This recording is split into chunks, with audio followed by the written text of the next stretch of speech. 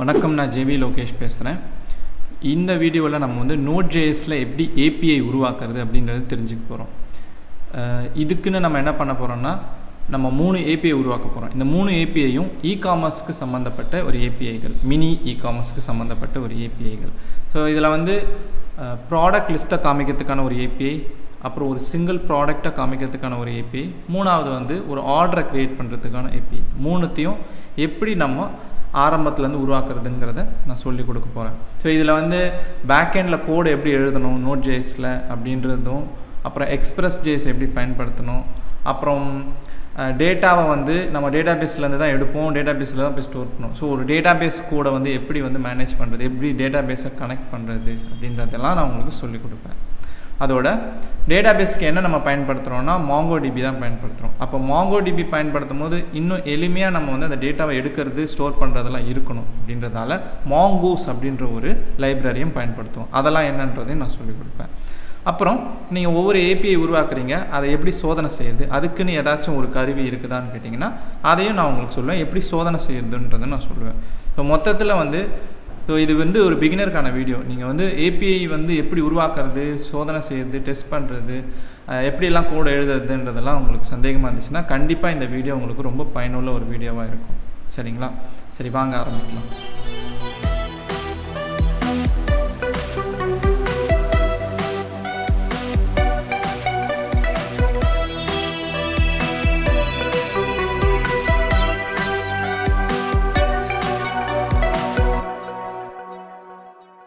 இந்த வீடியோ ஆரம்பிக்கிறதுக்கு முன்னாடி ஒரு சின்ன வேண்டுகோள் என்னென்னா, தயவுசெய்து சப்ஸ்கிரைப் பண்ணிவிட்டு வீடியோ பாருங்கள். உங்களுடைய சப்போர்ட் இருக்கணும். அதோட இந்த வீடியோ நல்லா இருந்துச்சுன்னா கமெண்ட் பண்ணுங்கள், லைக் பண்ணுங்கள். அப்புறம் இந்த சேனலுக்கு இன்னும் ஒரு படி மேலே வந்து நீங்கள் உதவி செய்யணும்னு நினச்சிங்கன்னா தயவுசெய்து வந்து டொனேட் பண்ணுங்கள். டொனேட் பண்ணுறதுக்கான டீட்டெயில்ஸ் வந்து டிஸ்கிரிப்ஷனில் இருக்குது. நீங்கள் டொனேட் பண்ணுற ஒவ்வொரு அமௌண்ட்டுக்கும் நான் வந்து கண்டிப்பாக ஒரு பெரிய ஒரு விஷயத்தை இந்த சேனலில் செய்வேன். ஸோ உங்களுக்கும் அது ரொம்ப பயனுள்ளதாக இருக்கும். அதோட நீங்கள் இந்த சேனலில் மெம்பராகவும் ஜாயின் பண்ணி எனக்கு சப்போர்ட் கொடுக்கலாம். ஸோ மாதம் ஒரு சின்ன அமௌண்ட் இந்த சேனலுக்காக நீங்கள் கொடுத்து உதவி செய்கிறதா இருக்கும். ஸோ இந்த மாதிரி ஏதாவது ஒரு விதத்தில் உதவி செய்து இந்த சேனலுக்கு நல்ல ஒரு நிலையை கொடுங்க. இந்த சேனல் வளர்கிறதும் அழியறதும் உங்கள் கையில் தான். நன்றி. முதல்ல வந்து Node.jsன்னு சர்ச் பண்ணுங்கள். உங்களுக்கு வந்து இந்த வெப்சைட் வரும். இதை ஓப்பன் பண்ணிங்கன்னா டவுன்லோட் Node.js LTSன்னு இருக்கும். இதை டவுன்லோட் பண்ணிக்கோங்க. உங்களுக்கு விண்டோஸ் செட்டப் ஃபைல் வரும். ஓகேங்களா? அதை ரன் பண்ணி இன்ஸ்டால் பண்ணிக்கோங்க. இன்ஸ்டால் பண்ண பிறகு Node.js வந்து வேலை செய்தான்னு பார்க்கறதுக்கு கமாண்ட் ப்ராம்ப்ட் வந்து ஓப்பன் பண்ணிக்கோங்க. அந்த கமாண்ட் ப்ராம்ப்டில் வந்து node-vன்னு டைப் பண்ணால் இந்த வெர்ஷன் நம்பர் தெரியணும். உங்களுக்கு இந்த வெர்ஷன் நம்பர் இல்லை, இதை விட புதுசாக நம்பர் இருந்துச்சுன்னா அப்போ நீங்கள் லேட்டஸ்ட் வெர்ஷன் யூஸ் பண்ணுறீங்கன்னு அர்த்தம். பிரச்சனை கிடையாது. அதே மாதிரி npm-v அப்படின்னு கொடுங்க. இதுக்கும் இந்த மாதிரி வெர்ஷன் நம்பர் காட்டணும். ஆக இந்த வெர்ஷன் நம்பரும் உங்களுக்கு மாறுபட்டால் ஒன்றும் பிரச்சனை கிடையாது. ஆக இந்த ரெண்டு கமெண்ட்டை வேலை செய்யுதுன்னா உங்களுடைய கம்ப்யூட்டரில் நோடு பொருத்தப்பட்டுருச்சுன்னு அர்த்தம். இந்த நோடு எதுக்கு தேவைன்னா, நம்ம ஜாவாஸ்கிரிப்டில் தான் வந்து ஒரு சர்வர் ப்ரோக்ராம் எழுத போகிறோம். அதனால் Node.js இன்ஸ்டால் பண்ணி நம்ம ஜாவாஸ்கிரிப்ட் மூலமாக சர்வர் ப்ரோக்ராம்ஸை ரன் பண்ண போகிறோம். அப்புறம் உங்களுக்குன்னு ஏதாவது ஒரு ஒர்க் ஸ்பேஸ் ஃபோல்டரை தேர்ந்தெடுத்துக்கோங்க. அதில் வந்து ஒரு ஃபோல்டர் ஒன்று க்ரியேட் பண்ணிக்கோங்க. உங்கள் ப்ராஜெக்ட் மினி இ-காமர்ஸ் API அப்படின்னு சொல்லி இந்த ஃபோல்டரை உருவாக்குறேன். சரிங்களா? இப்போ இந்த ஃபோல்டரை நான் வந்து ஒரு எடிட்டரில் ஓப்பன் பண்ண போகிறேன். விஷுவல் ஸ்டுடியோ கோட் அப்படின்னு சொல்லிட்டு ஒரு எடிட்டர் இருக்குது. இந்த எடிட்டரை வந்து டவுன்லோட் பண்ணிக்கோங்க, இன்ஸ்டால் பண்ணுங்கள். இந்த எடிட்டர் வந்து காமனாக நிறைய டெவலப்பர்ஸ்களால் பயன்படுத்தப்படும். இதில் ஈஸியாக சில விஷயங்கள் செய்ய முடியும். அது மட்டும் இல்லாமல் இந்த ஒரு எடிட்டரில் வந்து ஒரு எக்ஸ்டென்ஷன் ஒன்று இருக்குது. அந்த எக்ஸ்டென்ஷன் என்னென்னா தண்டர் கிளைண்ட் அப்படின்னு சொல்லி APIயை சோதனை செய்யறதுக்கான ஒரு எக்ஸ்டென்ஷன். இது ஒரு லைட் வெயிட் எக்ஸ்டென்ஷன் உங்கள் VS கோடில் பொருத்தப்படும். அதில் பொருத்தப்பட்ட உடனே நீங்கள் API ரிக்வெஸ்ட்லாம் கொடுக்க வேண்டியதாக இருக்கும். அதுக்கு இந்த எக்ஸ்டென்ஷனை பொருத்தினாலே போதும், சுலபமாக நீங்கள் வந்து அதை செய்ய முடியும். இதுக்காக நீங்கள் போய் வந்து போஸ்ட்மேனெல்லாம் நீங்கள் வந்து பயன்படுத்தணும் அவசியம் இல்லை. இந்த தண்டர் கிளைண்ட்டே போதுமானது. ஒருவேளை உங்களுக்கு போஸ்ட்மேன் தான் வேணும் அப்படின்னா நீங்கள் அதை பயன்படுத்தி கூட APIயை வந்து சோதனை செஞ்சுக்கலாம். இந்த வீடியோவில் நம்ம வந்து தண்டர் கிளைண்ட்டை தான் பயன்படுத்த போகிறோம். ஓகேங்களா? ஆக VS கோடை பொருத்திக்கோங்க. VS கோடில் இந்த ப்ராஜெக்ட் இப்போ ஓப்பன் பண்ண போகிறோம். அதனால் மேலே இந்த அட்ரஸ் பாரில் போயிட்டு CMD அப்படின்னு டைப் பண்ணால் இந்த ஃபோல்டர் பேத்தில் இந்த கமாண்ட் ப்ராம்ப்ட் ஓப்பன் ஆகிடும். அதுக்கப்புறம் கோட் ஸ்பேஸ் டாட்னு வச்சிங்கன்னா இந்த ஃபோல்டர் இப்படி ஓப்பன் ஆகிடும்.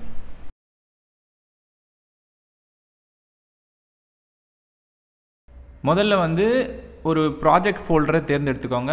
VS Code எடிட்டரில் அதை ஓப்பன் பண்ணிக்கோங்க. இங்கேருந்து தான் நம்ம ப்ராஜெக்ட் செட்டப் ஆரம்பிக்க போகுது. சரிங்களா? நம்ம இப்போ வந்து பேக் எண்ட், அதாவது வந்து நம்ம ஃப்ரண்ட் எண்டுக்கு தேவைப்படுற APIலாம் வந்து இந்த பேக் எண்டுன்ற ஒரு ஃபோல்டருக்குள்ளே தான் இருக்க போகுதுன்றதால ஆக இந்த பேக் எண்டுன்ற ஒரு ஃபோல்டரை வந்து நம்ம ப்ராஜெக்ட் ஃபோல்டரில் முதல்ல க்ரியேட் பண்ணிக்கலாம். இப்போது இந்த ஃபோல்டருக்குள்ளே நோட் பேக்கேஜ் மேனேஜரை வந்து இனிஷியலைஸ் பண்ணிக்கணும். அது எப்படின்னா உங்கள் டெர்மினல் ஓப்பன் பண்ணிக்கோங்க. இப்போது நீங்கள் வந்து பேக் எண்டுன்ற ஃபோல்டருக்குள்ளே போய்க்கணும். அது உள்ள தான் நம்ம அந்த பேக்கேஜ் மேனேஜரை இனிஷியலைஸ் பண்ண போகிறோம். அதுக்கு நீங்கள் வந்து என்ன கமாண்ட் வந்து யூஸ் பண்ணணும் அப்படின்னா npm -init. இது கொடுத்த உடனே பேக்கேஜ் நேம் என்ன அப்படின்னு கேட்கும். பேக் எண்டுன்னே கொடுத்துருங்க. எல்லாத்துக்கும் என்ட்ரு கொடுத்துக்கிட்டே வாங்க. எல்லாத்தையும் கொடுத்த பிறகு பார்த்தீங்கன்னா உங்களுக்கு package.json ஒரு ஃபைல் ஒன்று இருக்கும். சரிங்களா? இந்த ஃபைல் வந்து நம்ம முக்கியமான ஒரு ஃபைல். இதுக்குள்ளே ஒரு கமாண்ட் ஒன்று நம்ம போட போகிறோம் இன்னும் கொஞ்சம் நேரத்தில். அதுக்கு முன்னாடி நம்ம இந்த பேக்எண்ட் ஃபோல்டரில் முக்கியமான ஃபைலாக ஒரு ஃபைல் ஒன்று க்ரியேட் பண்ண போகிறோம். அது என்னென்னா app.js. இந்த app.js தான் நம்மளுடைய பேக்எண்டுக்கான அப்ளிகேஷன் ஃபைல். இதிலேருந்து தான் நம்மளுடைய அப்ளிகேஷன் ரன் ஆக போகுது பேக்எண்டுக்கு. ஆக இதில் வந்து நம்ம என்ன பண்ண போகிறோம்னு பார்த்தீங்கன்னா முதல்ல வந்து இந்த ஃபைலை வந்து நம்ம க்ரியேட் பண்ணிட்டோம். ஆனால் ஒவ்வொரு வாட்டி இந்த ஃபைலை எடிட் பண்ணும் போது நம்ம ரீஸ்டார்ட் பண்ண வேண்டியதாக இருக்கும். இந்த ஃபைலை வந்து நோடில் ரன் பண்ண வேண்டியதாக இருக்கும். அந்த மாதிரி பண்ணுறதுக்கு பதில் நோட்மான்ன்ற ஒரு பேக்கேஜை இன்ஸ்டால் பண்ணி எப்போல்லாம் இந்த ஃபைலை சேவ் பண்ணுறோமோ அப்போல்லாம் ரீஸ்டார்ட் பண்ணுற மாதிரி நம்ம செஞ்சு வச்சுக்கணும். அதனால் நம்ம என்ன பண்ணுறோம்னா இந்த டெர்மினல் ஓப்பன் பண்ணி ஒரு பேக்கேஜ் ஒன்று இன்ஸ்டால் பண்ண போகிறோம். ஆக npm -i nodemon இந்த பேக்கேஜை இன்ஸ்டால் பண்ணிக்கோங்க. ஓகேங்களா? இப்போது nodemon அப்படின்ற கமாண்ட் டைப் பண்ணிவிட்டு app.js ஃபைலை வந்து என்ட்ரு பண்ணிங்கன்னா இனிமேல் இந்த ஃபைல் சேவ் பண்ணும் போதெல்லாம் ரீஸ்டார்ட் ஆகிடும் ஆட்டோமேட்டிக்காக. எப்படின்னா நீங்கள் சும்மா சேவ் பண்ணுங்கள், பாருங்கள் ரீஸ்டார்ட் ஆகுது. ஓகேங்களா? சரி. ஆனால் நமக்கு வந்து இன்னும் ஒரு சில வேலை இருக்குது. அதனால் Ctrl+C கொடுத்து இந்த டெர்மினல் ப்ராசஸை வந்து என் பண்ணிக்கோங்க. ஏன்னா நம்ம வந்து இந்த நோட்மேன் கமாண்ட் இருக்குல்ல அதை வந்து இங்கே போட போகிறதில்ல, ஒரு ஸ்பெஷலாக ஒரு இடத்துல போட போகிறோம். அதுக்கு தான் வந்து இந்த package.jsonன்ற ஃபைல் நம்ம உருவாக்கி வச்சுருக்கோம். இதுக்குள்ளே வந்து பார்த்திங்கன்னா ஸ்கிரிப்ட்ஸ் அப்படின்ற ஒரு ஃபீல்டு இருக்கும் இந்த ஜேசனில். அந்த ஃபீல்டுக்குள்ளே தான் நம்ம அந்த கமாண்டை போட போகிறோம். அந்த கமாண்ட் என்னென்னா ஸ்டார்ட் அப்படின்ற கமாண்ட். அதில் வந்து nodemon -app.js இந்த கமாண்டை கொடுத்து விட்றோம். ஓகேங்களா? இப்போ சேவ் பண்ணிக்கலாம். இப்போ இனிமேல்லேருந்து நம்ம என்ன பண்ண போகிறோம்னா இந்த மாதிரி nodemon கமாண்டை போட போகிறதில்ல. அதுக்கு பதிலாக பேக்எண்ட் ஃபோல்டருக்குள்ளே வந்த உடனே npm start அப்படின்ற இந்த கமாண்டை கொடுத்து என்ட்ரு பண்ணிங்கன்னா ஆட்டோமேட்டிக்காக அந்த கமாண்ட் வந்து ரன் ஆகிடும். ஆக உங்களுக்கு npm startன்ற கமாண்டு ஈஸியாக இருக்கும். இதை வச்சுக்கிட்டு நீங்கள் பேக்எண்டை ஸ்டார்ட் பண்ணிடலாம். ஓகேங்களா? இப்போது டெர்மினலை க்ளோஸ் பண்ணிக்கிட்டு நீங்கள் app.js ஃபைலுக்குள்ளே வாங்க. இதுக்குள்ளே நம்ம பேக்எண்டுக்கு தேவையான விஷயங்களை உள்ளே சேர்க்க போகிறோம். முதல்ல நம்ம என்ன பண்ண போகிறோம்னா எக்ஸ்பிரஸ் வந்து இன்ஸ்டால் பண்ண போகிறோம். எக்ஸ்பிரஸ் அப்படின்ற ஃப்ரேம் ஒர்க்கு. அதுக்கு நீங்கள் வந்து இன்னொரு டெர்மினல் வந்து ஓப்பன் பண்ணிக்கோங்க. இங்கே டெர்மினலில் வந்து பேக்எண்ட் ஃபோல்டருக்குள்ளே போய்க்கோங்க. மறந்து போய் இங்கே வெளியில் வந்து இன்ஸ்டால் பண்ணிடாதீங்க. பேக்எண்ட் ஃபோல்டருக்கு தேவையானது தான் நம்ம இன்ஸ்டால் பண்ணுறோம். ஓகேங்களா? அதனால் பேக்எண்ட் ஃபோல்டருக்குள்ளே போய்க்கோங்க. அதுக்கப்புறமா நீங்கள் npm i express அப்படின்ற இந்த கமாண்டை ரன் பண்ணி எக்ஸ்பிரஸ் ஃப்ரேம் ஒர்க்கை நம்மளுடைய பேக்எண்ட் ஃபோல்டரில் பொறுத்திருங்க. இப்போ நீங்கள் package.json ஃபைலில் பார்த்தீங்கன்னா டிபெண்டன்சிஸ் அப்படின்ற ஒரு ஃபீல்டுக்குள்ளே nodemon மற்றும் எக்ஸ்பிரஸ் ரெண்டு பேக்கேஜுமே வந்திருக்கும். ஆக இது வந்து இந்த ப்ராஜெக்ட்டுக்கு ரொம்பவே முக்கியமான பேக்கேஜ் அப்படின்னு. சரி, இந்த ஃபைலை இப்போ க்ளோஸ் பண்ணிக்கலாம். இப்போது இந்த app.jsக்குள்ளே வாங்க. நம்ம முதல்ல வந்து எக்ஸ்பிரஸ் மாடியூலை கொண்டு வரணும். ஆக இங்கே எக்ஸ்பிரஸை ரெக்வயர் பண்ணுறேன். இப்போ நம்ம இன்ஸ்டால் பண்ணிக்கிறதால அது கிடச்சிரும். அடுத்து இந்த எக்ஸ்பிரஸ் மாடியூலிருந்து ஒரு ஆப்பை உருவாக்க போகிறோம். ஆக கான்ஸ்ட் ஆப், அதில் வந்து எக்ஸ்பிரஸ் மெத்தடை வந்து கால் பண்ணுறோம். இப்போ ஒரு எக்ஸ்பிரஸ் ஆப் உருவாகிடும். இந்த எக்ஸ்பிரஸ் ஆப்பை வந்து நம்ம வச்சு ஒரு சர்வர் ஒன்று லிசன் பண்ண வைக்க போகிறோம். ஆக இந்த இடத்துல ஆப் லிசன், அதில் முதல்ல வந்து போர்ட் நம்பர் கொடுக்குறோம். அதுக்கப்புறமா தான் கால்பேக் கொடுக்குறோம். அந்த கால்பேக்கில் நம்ம வந்து கான்சோல் லாக் ஒன்று போட்டுக்கலாம். ஏன்னா சர்வர் வந்து ரன் ஆகும் போது நம்மளுக்கு தெரியணும். அதனால் சர்வர் லிசனிங் to port 8000 அதாவது இந்த போர்ட்டில் தான் நம்ம ரன் பண்ண போகிறோம். ஏன்னா இந்த போர்ட்டில் தான் அது இங்கே இருக்குது. ஸோ இந்த போர்ட்டில் தான் ரன் பண்ணுறோன்றதை காட்டுறோம். அப்புறம் ப்ரொடக்ஷன், இது வந்து என்னென்னா நம்மளுடைய என்விரான்மெண்ட் என்னவா இருக்குது, ப்ரொடக்ஷனில் இருக்கா டெவலப்மெண்ட்டில் இருக்கான்றதை குறிக்கிற ஒரு விஷயம். ஆக நம்மளுக்கு தெரியணும் டெவலப்மெண்ட்டில் இருக்குதா சர்வர் இல்லை ப்ரொடக்ஷனில் ரன் ஆகிட்டு இருக்கான்ட்டு. அதுக்காக தான் இப்போ இதை சேவ் பண்ணிவிட்டு பார்த்தீங்கன்னா இந்த டெர்மினலில் பார்த்தீங்கன்னா சர்வர் லிசனிங் டு 8000 அப்படின்னு இருக்கும். ஆக இப்போ சர்வர் ஒன்று நம்ம தயார் பண்ணி அதை ரன் பண்ணிக்கிட்டு இருக்கோம்.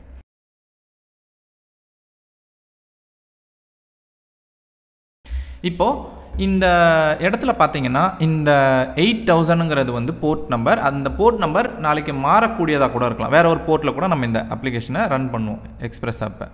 அப்போ நம்ம இதை போய் நம்ம திரும்ப மாற்றிக்கிட்டு இருக்க முடியாது அப்படின்றதுக்காகவே நம்ம என்ன பண்ண போகிறோன்னா இதில் இந்த போர்ட் நம்பர் அப்புறம் இந்த ப்ரொடக்ஷன் ரெண்டுத்தையுமே வந்து ஒரு இடத்துல ஸ்டோர் பண்ணி வச்சுக்க போகிறோம் கான்ஃபிகரேஷனாக.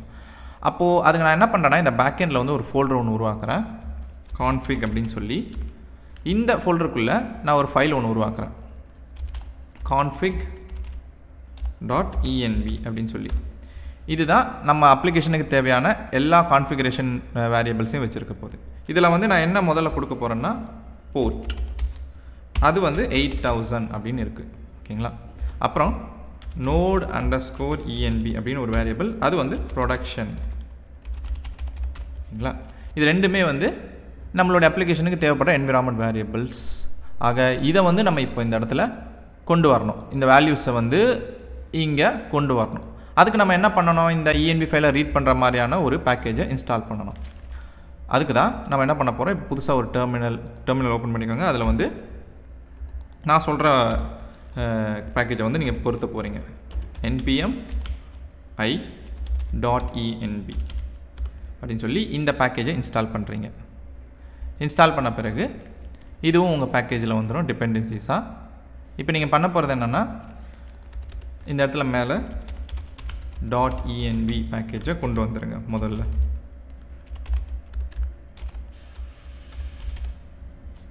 கொண்டு வந்துட்ட பிறகு இப்போது இந்த .env-க்குள்ள கான்ஃபிக்னு ஒரு மெத்தட் இருக்குது. அதில் நம்ம ஆப்ஷன்ஸ் கொடுக்கலாம். அந்த ஆப்ஷனில் pathன்ற ஒரு ஃபீல்டில் நம்ம வேல்யூ கொடுக்கணும். அதாவது கான்ஃபிகரேஷன் ஃபைலுடைய path என்ன அப்படின்றத கொடுக்கணும். நம்ம இங்கே வச்சுருக்கோம் கான்ஃபிக் ஃபோல்டரில் config.env. ஆனால் அதை கொடுக்கும் போது இந்த மாதிரி நேரடியாக கொடுக்க முடியாது. config/config.envன்னு நம்ம ஃபுல் பேத்தை கொடுக்கணும். ஃபுல் பேத்தை கொடுக்கணும் அப்படின்னா நமக்கு வந்து path மாடியூல் தேவைப்படுது. Node.jsல path மாடியூல் ஏற்கனவே இருக்கும். ஆக அதை வந்து உள்ளே கொண்டு வந்துடுறோம்.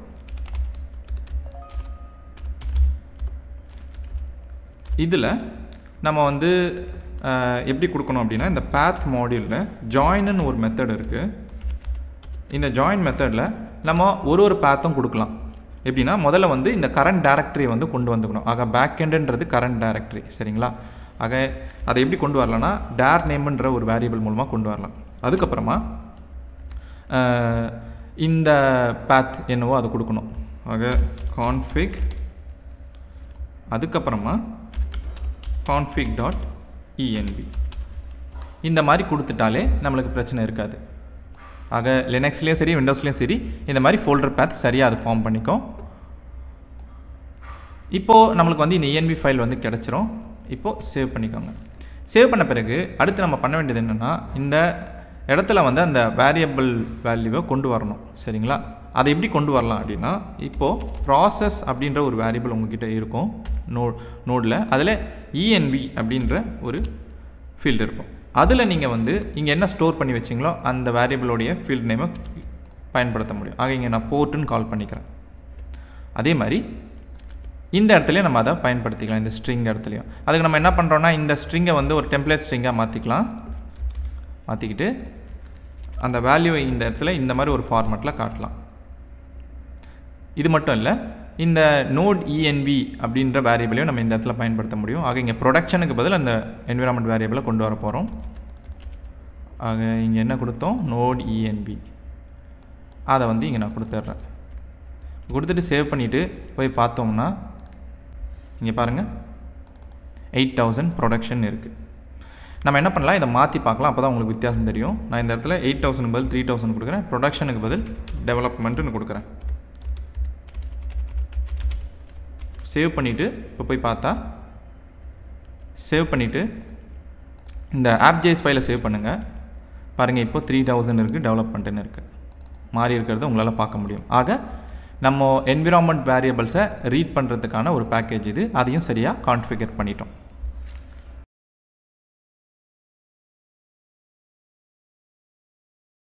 நம்மளுடைய பேக்எண்ட் ஏபிஐக்கு தேவைப்படுற ரவுட்ஸ் மற்றும் கண்ட்ரோலர்ஸை உருவாக்க போகிறோம்.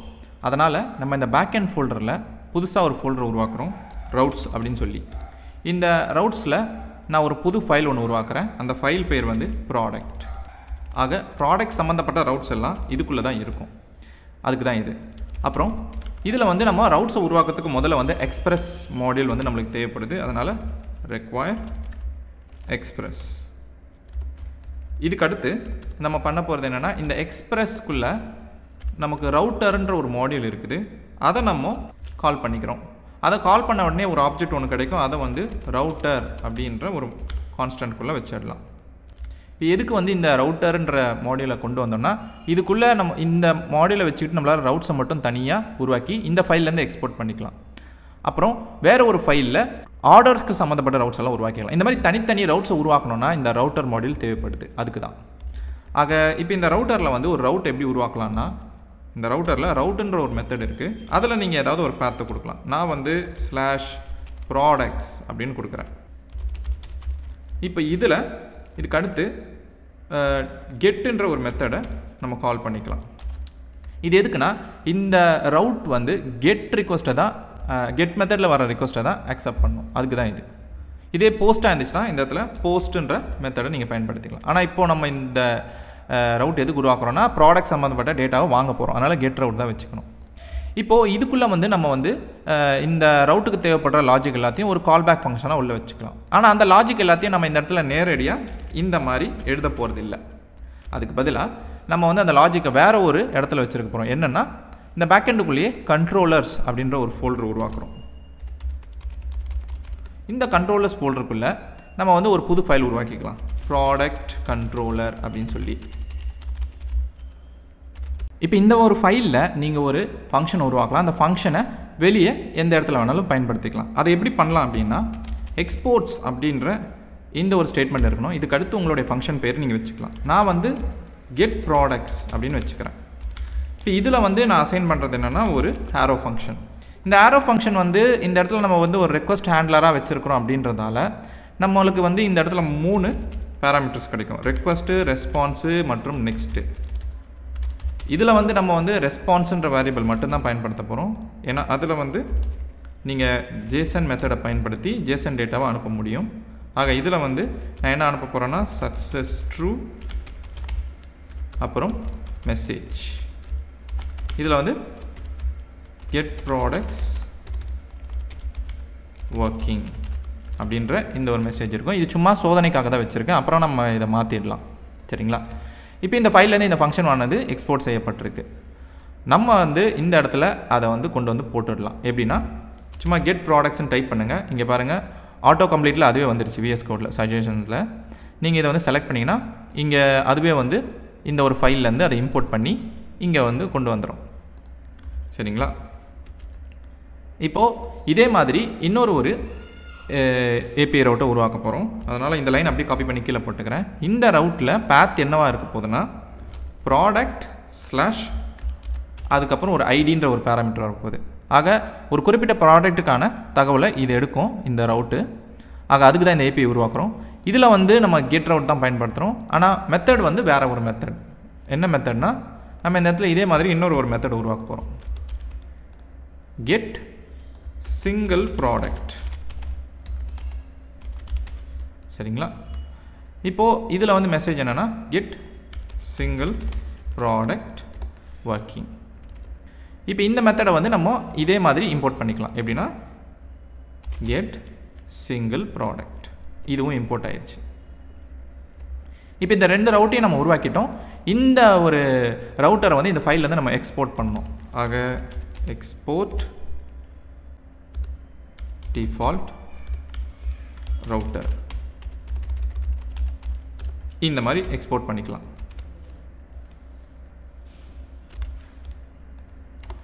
எப்படின்னா module.exports equal to router. இந்த மாடியூல் அப்படியே வந்து எக்ஸ்போர்ட் பண்ணிட்டோம் இந்த ஃபைல்லேருந்து.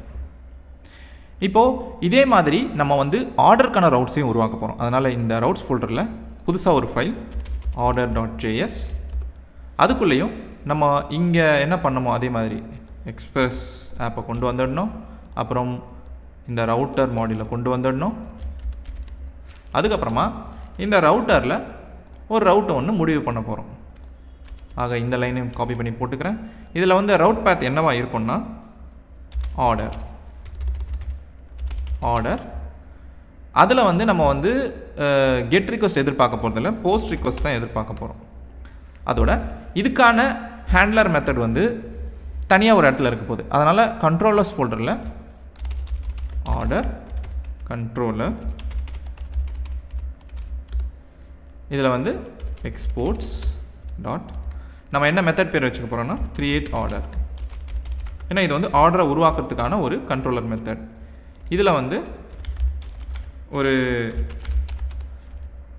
ஹேரோ ஃபங்க்ஷன், அதில் வந்து ரெக்வெஸ்ட்டு, ரெஸ்பான்ஸ் மற்றும் நெக்ஸ்ட் மிடில்வேர் கிடைக்கும். அப்புறம் இதில் வந்து ரெஸ்பான்ஸ் ஆப்ஜெக்டை வச்சுக்கிட்டு அதில் ஜேசன் மெத்தடை வந்து பயன்படுத்துகிறோம். அதில் சக்ஸஸ் ஆப்ஜெக்ட் வந்து சக்ஸஸ் ட்ரூ மற்றும் மெசேஜ் வந்து ஆர்டர் ஒர்க்ஸ். ஓகேங்களா? இப்போது நம்ம ப்ராடக்ட் கண்ட்ரோலரில் வந்தோம்னா அதுலேயும் வந்து இதே மாதிரி தான் கொடுத்துருக்கோம், இங்கேயும் இதே மாதிரி தான் கொடுத்துருக்கோம். இதெல்லாமே வந்து சும்மா டெஸ்ட் பண்ணுறதுக்கான ஒரு ஜேசன் டேட்டா தான். சரிங்களா? நம்ம இது வேலை செய்தால் இல்லைன்னு பார்க்கணும்ல, அதுக்காக தான். இப்போ இந்த கிரியேட் ஆர்டர் மெத்தடை நம்ம பயன்படுத்திட்டோம், அதாவது உருவாக்கிட்டோம். இதிலேருந்து இந்த மெத்தடை வந்து இங்கே இம்போர்ட் பண்ணிக்கலாம். எப்படின்னா கிரியேட் ஆர்டர் அப்படின்னு டைப் பண்ணுங்கள். உங்களுக்கு சஜஷன்ஸ் வந்தால் அதுவே மேலே இம்போர்ட் கொண்டு வந்துடும். ஆனால் வரலன்னா நீங்கள் போயிட்டு இந்த மாதிரி இம்போர்ட் பண்ணிக்கலாம். எப்படின்னா இந்த ஒரு சின்டாக்ஸ் கொடுத்து கிரியேட் ஆர்டர், அதில் ரெக்வயர் மெத்தட் பயன்படுத்தி அந்த ஃபைலோடைய பேத்தை கொடுக்கணும். எப்படின்னா $/controllers/order controller இந்த மாதிரி கொடுக்கலாம். சஜஷன் வரலன்னா நீங்கள் இந்த லைனை நீங்கள் தான் டைப் பண்ணுற மாதிரி இருக்கும். அதனால தான். சரி, இப்போ இந்த மெத்தட் வந்து இங்கே கொடுத்தாச்சு. இனிமேல் வந்து இது வேலை செய்யும். இப்போ இந்த ரவுட்டர் வந்து எக்ஸ்போர்ட் பண்ணணும். ஆக module.exports equal to router.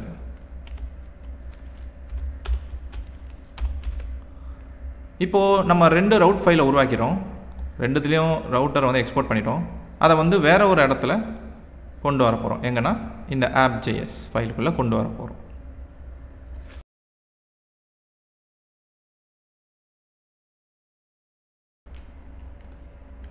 இப்போ உருவாக்கின ரவுட் எல்லாத்தையும் நம்ம வந்து இந்த இடத்துல கொண்டு வர போகிறோம். எப்படின்னா ப்ராடக்ட்ஸுன்ற பேரில் ஒரு வேரியபிள் ஒன்று உருவாக்கிக்கலாம். அதில் ரெக்வயர் மெத்தட் வச்சுக்கிட்டு அந்த 2 ஃபைலோட, அதாவது முதல்ல வந்து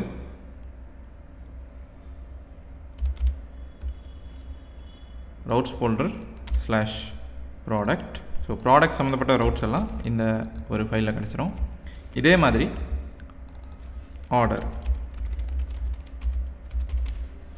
ஆர்டர்ஸ், அதில் வந்து ஆர்டர் ரவுட் ஃபைலோடைய ரவுட்ஸ் எல்லாம் கொண்டு வந்துடுறோம். இப்போ இந்த 2 ரவுட்ஸும் நம்மளுக்கு கிடச்சிருச்சு. கிடைச்ச ரவுட்டை நம்ம என்ன பண்ண போகிறோம்னா ஒரு ப்ரிஃபிக்ஸ் வச்சு செட் பண்ண போகிறோம். என்னென்னா இந்த ரெண்டு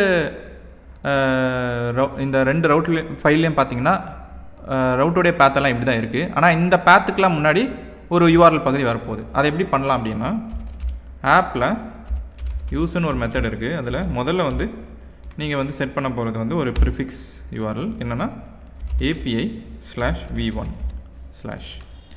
இதுக்கு அடுத்து நீங்கள் வந்து ப்ராடக்ட்ஸ் வேரியபிளை கொடுத்துருங்க. ப்ராடக்ட்ஸ்க்கான ரவுட் வந்துடும். ஆக ப்ராடக்ட்ஸ் பேத்துக்கு முன்னாடி இந்த மாதிரி ஒரு பேத் இருக்கணும். அதுதான்.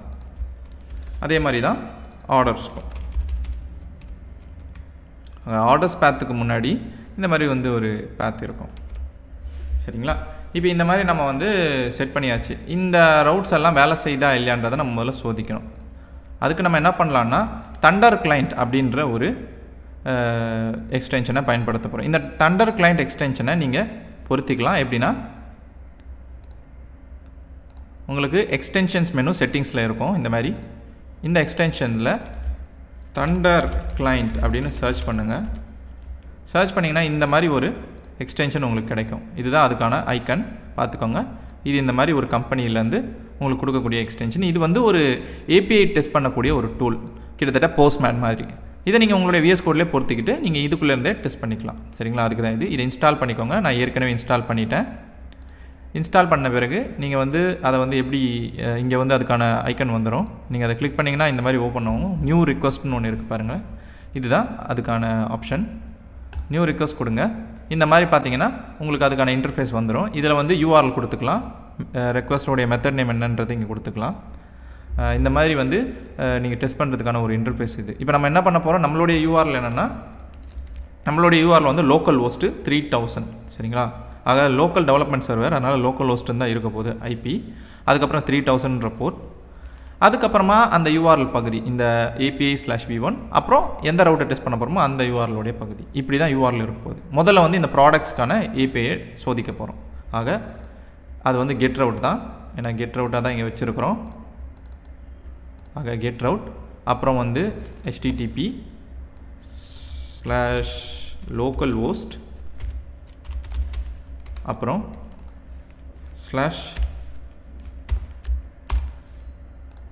/API/v1/products. இப்படி தான் இருக்க போகுது. இந்த மாதிரி கொடுத்துட்டோம். இப்போ நம்ம சென்டு கொடுத்தோடனே நம்மளுக்கு வந்து இந்த ரெஸ்பான்ஸ் கிடைக்குதான்னு பார்ப்போம். எந்த ரெஸ்பான்ஸ்னால் இந்த JSON response success true message get products working. ஆக இந்த ரெக்வஸ்ட் வந்து சென்டு பண்ணுறேன். பார்த்தீங்கன்னா எரர் வருது. ஏன் எரர் வருதுன்னு பார்க்கலாம்.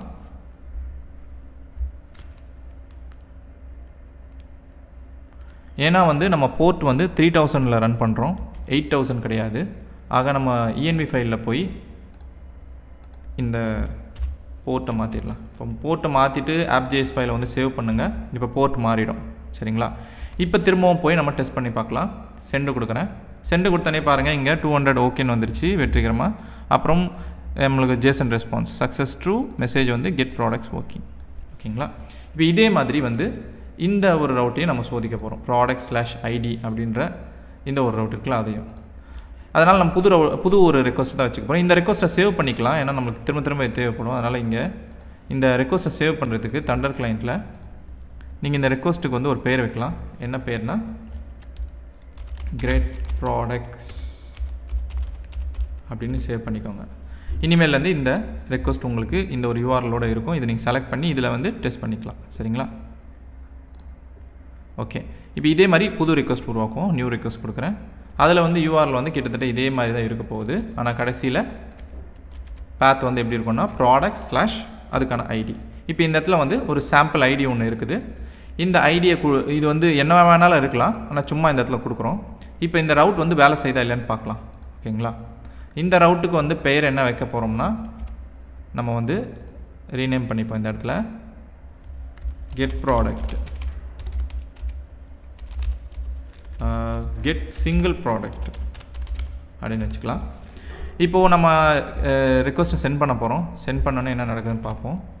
இப்போ இந்த ரெக்வஸ்ட்டை சென்ட் பண்ண போகிறோம். சென்ட் பண்ணோடனே பார்த்தீங்கன்னா கெட் சிங்கிள் ப்ராடக்ட் ஒர்க்கிங் அப்படின்னு வந்திருக்கு. அப்போது இந்த ரெஸ்பான்ஸும் நம்மளுக்கு சரியாக வந்திருக்கு. சரிங்களா? ஓகே. அப்போ இந்த ரெண்டுமே வந்து சரியாக வேலை செய்யுது. இன்னொரு ரெக்வஸ்ட் உருவாக்கும். ஏன்னா ஆர்டர்ஸ்க்கு சம்மந்தப்பட்ட API இருக்குது. ஆக நியூ ரெக்வஸ்ட் உருவாக்கும். அதில் வந்து URL வந்து இதே மாதிரி தான் இருக்க போகுது. கடைசி பகுதி மட்டும் எப்படி இருக்கும் அப்படின்னா இங்கே வந்து நம்ம என்ன வச்சுருக்கிறோம் அப்படின்னு பார்த்தோம்னா AppJSல ArderJSல ஆர்டர்னு இருக்குது. சரிங்களா? ஆர்டர்னு இருக்குது. ஆக இந்த ரெக்வஸ்ட்டில் வந்து ஆர்டர்னு இருக்கணும். அதோட இது வந்து ஒரு போஸ்ட் ரிக்வஸ்ட். ஏன்னா போஸ்ட் ரிக்வஸ்ட்டாக தான் நம்ம இங்கே டிக்ளேர் பண்ணியிருக்கிறோம். ஆக போஸ்ட் மெத்தட் செலக்ட் பண்ணிக்கோங்க. அப்புறம் இதில் வந்து ஏதாச்சும் டேட்டா நீங்கள் அனுப்பதான் தான் அனுப்பலாம். ஆனால் இப்போதைக்கு நம்ம வந்து எதையுமே ஹேண்டில் பண்ணுற மாதிரி கொடுக்கல. ஜஸ்ட் இது வேலை செய்தாலேன்றதை பார்க்கறதுக்கு மட்டும் தான் வச்சுருக்கோம். அதில் போஸ்ட் ரிக்வஸ்ட் கொடுத்துட்டு நம்ம இதை வந்து சென்ட் பண்ணுறோம். பார்த்தீங்கன்னா ஆர்டர் ஒர்க்ஸ் வந்துருச்சு ரெஸ்பான்ஸ். அப்போ இதுவும் வேலை செய்யுது. இந்த ஒரு ரெக்வஸ்ட்டையும் சேவ் பண்ணி வச்சுக்கோங்க. க்ரியேட் ஆர்டர் அப்படின்னு சொல்லி அவ்வளோதான். இந்த மாதிரி வந்து ஒவ்வொரு ரெக்வஸ்ட்டையும் நீங்கள் அப்பப்போ சோதிக்கிறதுக்கு தேவைப்படும். அதனால தான் இந்த மாதிரி பேர் வச்சு சேவ் பண்ணிக்க சொல்கிறேன். ஓகேங்களா? இப்போ இது எல்லாத்தையும் க்ளோஸ் பண்ணிடுங்க. நம்ம டெஸ்ட் பண்ணியாச்சு, எல்லாம் வேலை செய்யுது. இப்போ அடுத்த கட்டத்துக்கு போவோம்.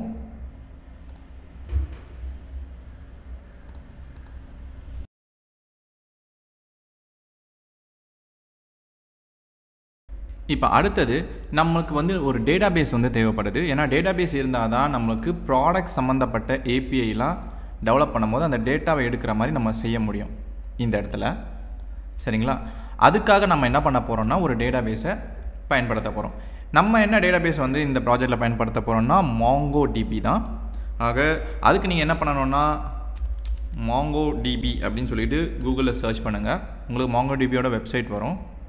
இந்த வெப்சைட்டுக்குள்ளே போனீங்கன்னா இந்த ப்ராடக்ட்ஸுன்ற ஒரு மெனு மேலே இருக்கும். அதை செலக்ட் பண்ணிங்கன்னா உங்களுக்கு வந்து இங்கே செல்ஃப் மேனேஜ்டு அப்படின்ற தலைப்பு கீழே கம்யூனிட்டி எடிஷன் ஒன்று இருக்கும்.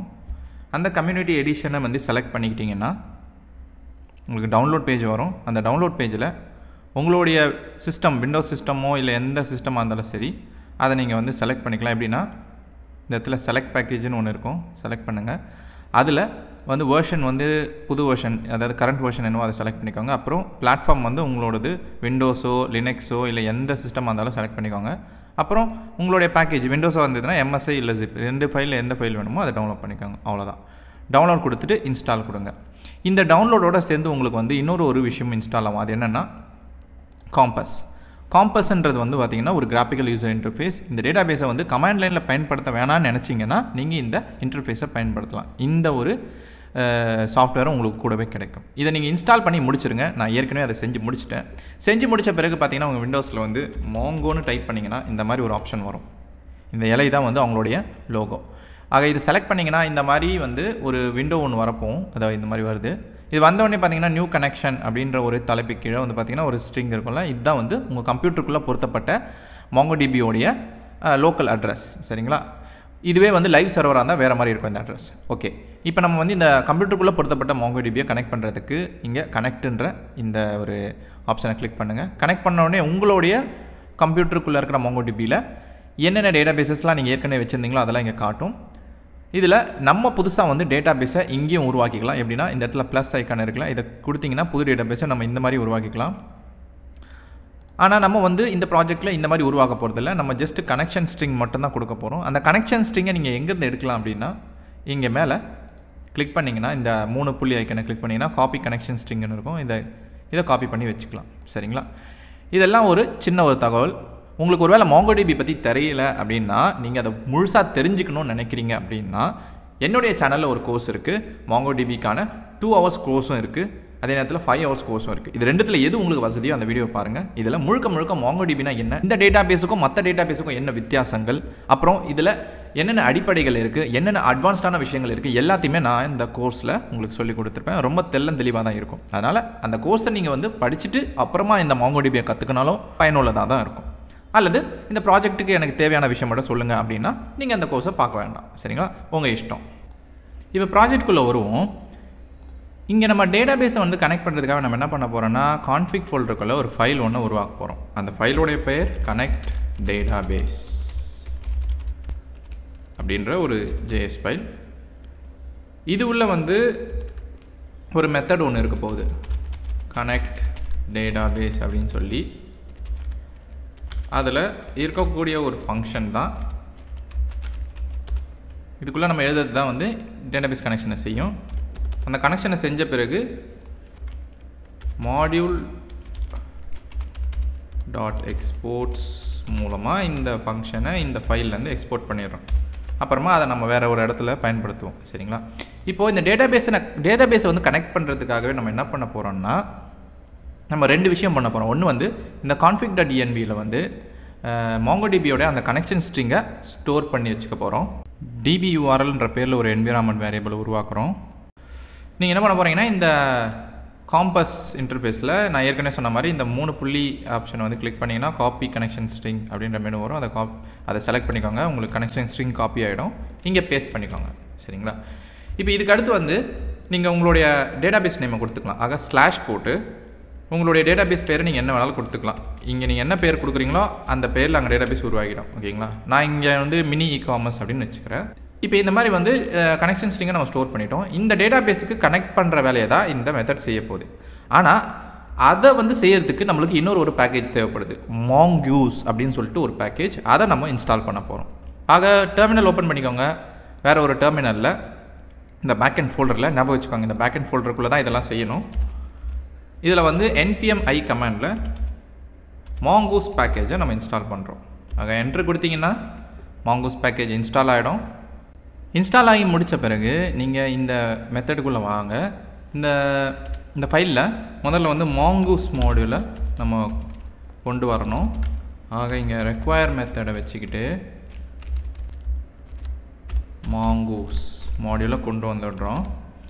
இப்போ இந்த மாங்கூஸ் மாடியூலை வச்சுக்கிட்டு நம்ம இந்த டேட்டாபேஸ் கனெக்ஷனை செய்ய போகிறோம். ஆக மாங்கூஸ் மாடியூல் இந்த மெத்தடுக்குள்ளே மாங்கூஸ் அதில் வந்து கனெக்ட் அப்படின்ற மெத்தட்.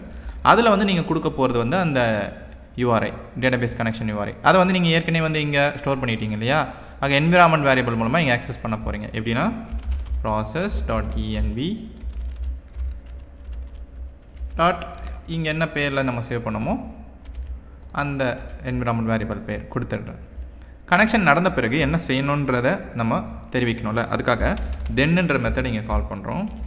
இதுக்குள்ளே ஒரு கால் பேக். சரிங்களா? இந்த கால் பேக்கில் என்னென்னா நம்ம ஒரு கான்சோல் லாக் ஒன்று போட்டுக்கலாம். கனெக்ஷன் நடந்த பிறகு நம்மளுக்கு தெரியணும்ல, அதுக்காக MongoDB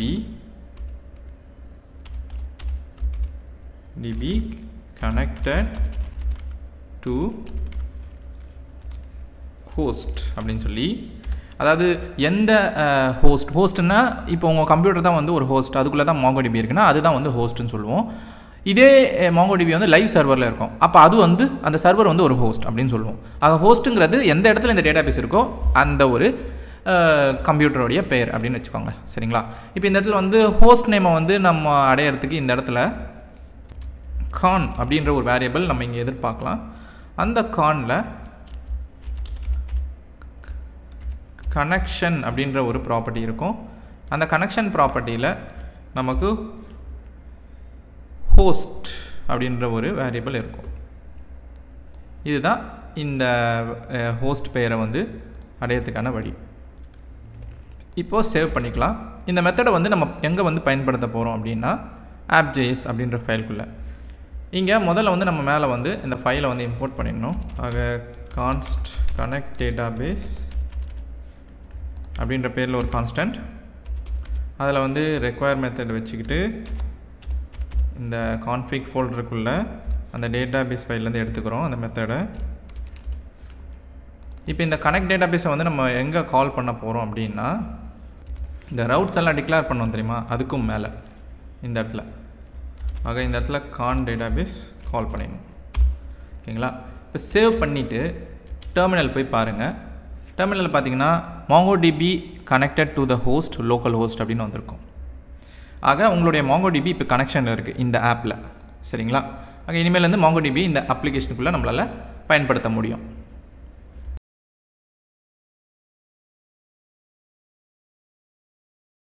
ப்ராடக்ட் கண்ட்ரோலரில் இந்த கெட் ப்ராடக்ட்ஸ்குள்ளே நம்ம ப்ராடக்ட் சம்மந்தப்பட்ட டேட்டாவை எடுக்கிறதுக்கான வேலை தான் செய்ய போகிறோம். ஆனால் இன்னுமே நம்ம சில டேட்டாபேஸ் வேலைகளை செய்ய வேண்டியது இருக்குது. என்னென்னா டேட்டாபேஸ் இருக்கு இல்லையா, இந்த டேட்டாபேஸ்க்குள்ளே ப்ராடக்ட்ஸ்ன்னு சொல்லிட்டு ஒரு கலெக்ஷன் இருக்கணும். அந்த கலெக்ஷனில் இருக்கிற டேட்டாவை தான் இந்த மெத்தட் எடுத்து கொடுக்க போகுது. அப்போது அந்த கலெக்ஷனோட தொடர்பு வச்சுக்கக்கூடிய ஒரு மாடல் ஃபைலை நம்ம உருவாக்கணும். ஒரு கலெக்ஷன் சம்மந்தப்பட்ட வேலையை நம்ம இன்னும் சுலபமாக செய்யணும் அப்படின்னா நம்மளுக்கு மாங்கோஸோடைய மாடலுங்கிற ஒரு ஃபைல் தேவைப்படுது. இப்போ அதை தான் நம்ம உருவாக்க போகிறோம். ஆக நம்ம அடுத்து என்ன பண்ண போகிறோம்னா இந்த பேக்கெண்ட் ஃபோல்டரில் புதுசாக ஒரு ஃபோல்டர் ஒன்று உருவாக்க போகிறோம். அந்த ஃபோல்டர் பேர் வந்து மாடல்ஸ். இதுக்குள்ளே இருக்கிறது எல்லாமே மாடல் ஃபைலாக தான் இருக்கும். இதுக்குள்ளே புதுசாக ஒரு ஃபைல் ஒன்று உருவாக்குறோம். அந்த ஃபைலுடைய பெயர் ப்ராடக்ட் மாடல். ஏன்னா இது ப்ராடக்ட் சம்மந்தப்பட்ட கலெக்ஷனோட தொடர்பு வச்சுருக்கும் போது அதனால தான் இதுக்கு பேர் ப்ராடக்ட் மாடல். இப்போ இந்த மாடல் ஃபைலுக்குள்ளே எடுத்தோடனே மாங்கூஸ் மாடியூலை கொண்டு வந்துடணும். ஆக மாங்கூஸ் மாடியூல் வச்சு தான் நம்ம மாடல் உருவாக்க போகிறோன்றதால இது தேவைப்படுது. மாங்கோஸ். இப்போது மாங்கோஸில் வந்து பார்த்திங்கன்னா ஸ்கீமா அப்படின்ற ஒரு கிளாஸ் இருக்குது. ஆக நம்ம வந்து இப்போ என்ன பண்ண போகிறோம், ஒரு மாடலுக்கு தேவையான முக்கியமான ஒரு விஷயமே ஸ்கீமா தான். ஆக அதை உருவாக்குறதுக்கு தான் இங்கே நம்ம ஸ்கீமா கிளாஸ் பயன்படுத்தணும். ஆக இங்கே நியூ மாங்கோஸ் டாட் ஸ்கீமா அப்படின்னு வந்து இந்த ஸ்கீமா கிளாஸோடைய கன்ஸ்ட்ரக்டரை கால் பண்ணணும். அப்படி கால் பண்ணும்போது நம்ம அதுக்குள்ளே ஒரு ஆப்ஜெக்ட் பாஸ் பண்ணணும். இந்த ஆப்ஜெக்ட்டுக்குள்ளே நம்ம கொடுக்கக்கூடிய விஷயங்கள் தான் இந்த ப்ராடக்ட்ஸ் கலெக்ஷனுக்குள்ளே இருக்கக்கூடிய ஒவ்வொரு டாக்குமெண்ட்லையும் என்னென்ன டேட்டா ஃபீல்ட்ஸ் இருக்க போகுது அப்படிங்கிறத இங்கே தான் நம்ம முடிவு பண்ணுவோம். அதில் வந்து நேம், அதோடைய டேட்டா டைப் வந்து ஸ்ட்ரிங். ஆக இங்கே ஒவ்வொரு காலமும் நம்ம டிஃபைன் பண்ணும் போதும் நம்ம வந்து அதுக்கான டேட்டா டைப்பை கொடுக்கணும். அடுத்து வந்து ப்ரைஸ், அதுவும் வந்து ஸ்ட்ரிங்குன்னு வச்சுக்கோங்க. அடுத்து டிஸ்கிரிப்ஷன், இந்த ப்ராடக்டை பற்றின ஒரு டிஸ்கிரிப்ஷன், அதுவுமே வந்து ஒரு ஸ்ட்ரிங். அப்புறம் ரேட்டிங்ஸ், அதுவும் ஸ்ட்ரிங்கு தான். அப்புறம் இமேஜஸ், ஒரு ப்ராடக்ட்டுக்கு ஒன்றுக்கு மேற்பட்ட இமேஜஸ் வரும் அப்படின்றதால இது ஒரு அரே டைப் கொண்ட டேட்டா. அதுக்குள்ளே ஒவ்வொரு இமேஜ் ஆப்ஜெக்ட் இருக்கும். அந்த இமேஜ் ஆப்ஜெக்டில் இமேஜின்ற ஃபீல்டு, அதோடைய டேட்டா டைப் ஸ்ட்ரிங். ஆக இமேஜின்ற ஃபீல்டில் வந்து அந்த இமேஜுக்கான ஸ்ட்ரிங்ஸ் இருக்கும். சரிங்களா? இதுக்கு அடுத்து கேட்டகரி,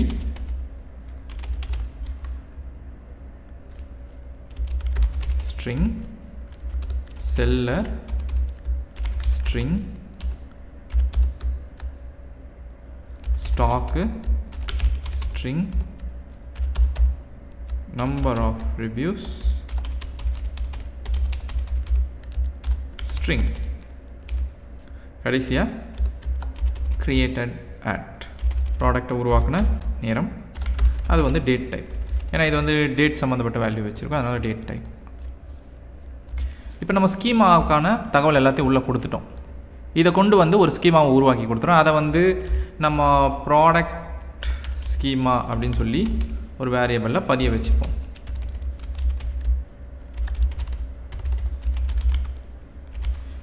இப்போ ஸ்கீமா இருக்குது, இதை கொண்டு தான் மாடல் உருவாக்க போகிறோம். சரிங்களா? அதனால் கீழே வரும் இந்த இடத்துல மாங்கோஸில் வந்து மாடல் அப்படின்ற ஒரு மெத்தட் இருக்குது. இந்த மாடலில் வந்து நீங்கள் வைக்க போகிற மாடலுக்கான பேர் என்னென்னு கொடுக்கணும்.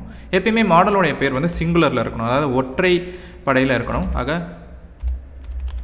ப்ராடக்ட் அப்படின்னு வச்சுக்கிறேன். இந்த ப்ராடக்ட்டுக்கான ஸ்கீமாவை 2வது ஆர்குமெண்ட்டாக கொடுக்கணும். சரிங்களா?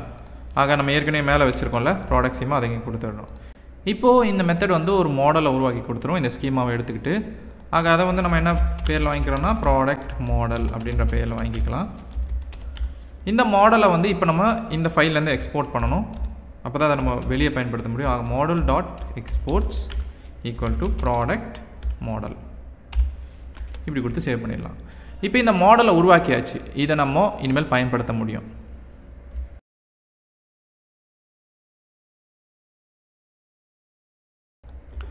இப்போது கண்ட்ரோலர்ஸில் ப்ராடக்ட் கண்ட்ரோலர் ஓப்பன் பண்ணிக்கலாம். இங்கே தான் நம்ம கெட் ப்ராடக்ட்ஸுக்கு சம்மந்தப்பட்ட வேலைகளை செய்ய போகிறோம். இதுக்குள்ளே லாஜிக் எழுத போகிறோம். ஆக முதல்ல வந்து நம்ம அதுக்கு முன்னாடி மேலே இந்த ப்ராடக்ட் மாடலை கொண்டு வந்துடலாம். ஆக ப்ராடக்ட் மாடல்னு ஒரு கான்ஸ்டன்ட், அதில் இந்த ரெக்வயர் ஃபங்க்ஷனை வச்சுக்கிட்டு நம்ம வந்து அந்த மாடல்ஸ் ஃபோல்டரில் ப்ராடக்ட் மாடலை எடுத்துக்கிறோம். சரிங்களா? இப்போ இந்த ப்ராடக்ட் மாடல் இருக்கு இல்லையா, இதை கொண்டு தான் நம்ம வந்து மாடலுக்கு சம்மந்தப்பட்ட டேட்டா எடுக்கிறோம். ஆக இங்கே இந்த கெட் ப்ராடக்ட்ஸில் ப்ராடக்ட் மாடல், அதில் வந்து டேட்டாவை எடுக்கிறதுக்கு நம்ம பண்ண வேண்டியது, இதில் டாட் வச்சிங்கன்னா நிறைய மெத்தட்ஸ் வரும். அதில் ஃபைண்டுன்ற ஒரு மெத்தட் நீங்கள் கால் பண்ணணும். இந்த ஃபைண்ட் மெத்தட் தான் டேட்டாவை மொத்தமாக எடுக்கக்கூடிய ஒரு மெத்தட். அதில் வந்து நீங்கள் ஏதாச்சும் ஒரு குறிப்பிட்ட அடிப்படையில் டேட்டா எடுக்கிறதா இருந்தால் இந்த இடத்துல ஒரு ஆப்ஜெக்ட் ஒன்று கொடுக்கணும். இப்போ உதாரணத்துக்கு நேம் வச்சு நான் கொடுக்க போகிறேன்னா நேம் ஈக்குவல் டு ஏதாவது ஒரு வார்த்தையை கொடுத்தீங்கன்னா அந்த வார்த்தைக்கு அந்த ப்ராடக்ட் நேம் சம்மந்தப்பட்ட கலெக்ஷனை மட்டும் அதை எடுக்கும். அப்படி இல்லை அது எல்லா டேட்டாவே அதை எடுக்கணும் அப்படின்னா நீங்கள் இதுக்குள்ளே எந்த ஒரு ஃபில்டரும் கொடுக்க தேவையில்லை. இப்படி எம்டி ஆப்ஜெக்ட் மட்டும் கொடுங்க போதும். இந்த மெத்தட் வந்து ஒரு அசிங்க்ரனஸ் மெத்தட். அப்படின்னா அது நேரத்துக்கு ஒத்தாமல் வேலை செய்ய ஒரு மெத்தட் மாதிரி. அப்போது சில நேரம் நம்மளுக்கு லேட்டாக கூட டேட்டா அதை எடுத்து கொடுக்க நினைக்கலாம். ஆக இந்த மாதிரி மெத்தடை வந்து நம்ம அவாய்ட் பண்ணி தான் இந்த டேட்டா வந்து ஒரு டேட்டா வந்து தரும் இந்த மெத்தட். சரிங்களா? அதனால் அவாய்ட் கீவேர்டு இங்கே பயன்படுத்துகிறோம். ஆனால் அவாய்ட் கீவேர்டை வந்து நம்ம பயன்படுத்தணும்னா அந்த மெத்தட் வந்து அசிங்க்ரனஸ் மெத்தடாக இருக்கணும். அதனால் இங்கே அசிங்க்ன்ற கீவேர்டை இந்த மெத்தடுக்கு முன்னாடி கொடுத்துருங்க. இப்போ இது வேலை செய்யும். இந்த டேட்டாவை அது எடுத்து கொடுக்கும். எடுத்து கொடுத்த அந்த டேட்டாவை வந்து நம்ம ப்ராடக்ட்ஸ்ன்ற ஒரு கான்ஸ்டன்ட்டுக்குள்ளே வச்சுக்கிறோம். ஓகேங்களா? இப்போ இந்த ப்ராடக்ட்ஸ் டேட்டாவை வந்து நம்ம இந்த ஜேசன் டேட்டாவில் ரெஸ்பான்ஸாக கொடுத்து அனுப்ப முடியும். எப்படின்னா இங்கே ப்ராடக்ட்ஸ்ன்ற பேரில் இந்த ப்ராடக்ட்ஸ் வேல்யூவை அனுப்ப முடியும். இப்போது இந்த ஒரு ஏபிஐயை வந்து நம்ம சோதித்து பார்க்க போகிறோம். அப்போ தான் நம்மளுக்கு டேட்டா வருதா இல்லைன்னு தெரியும். ஆக தண்டர் கிளைண்ட்டை ஓப்பன் பண்ணிக்கோங்க. அதில் வந்து கெட் ப்ராடக்ட்ஸ் ரெக்வஸ்ட்டை சோதனை செஞ்சு பார்க்கலாம். இப்போ நான் சென்டு கொடுக்குறேன் ரெக்வஸ்ட்டை.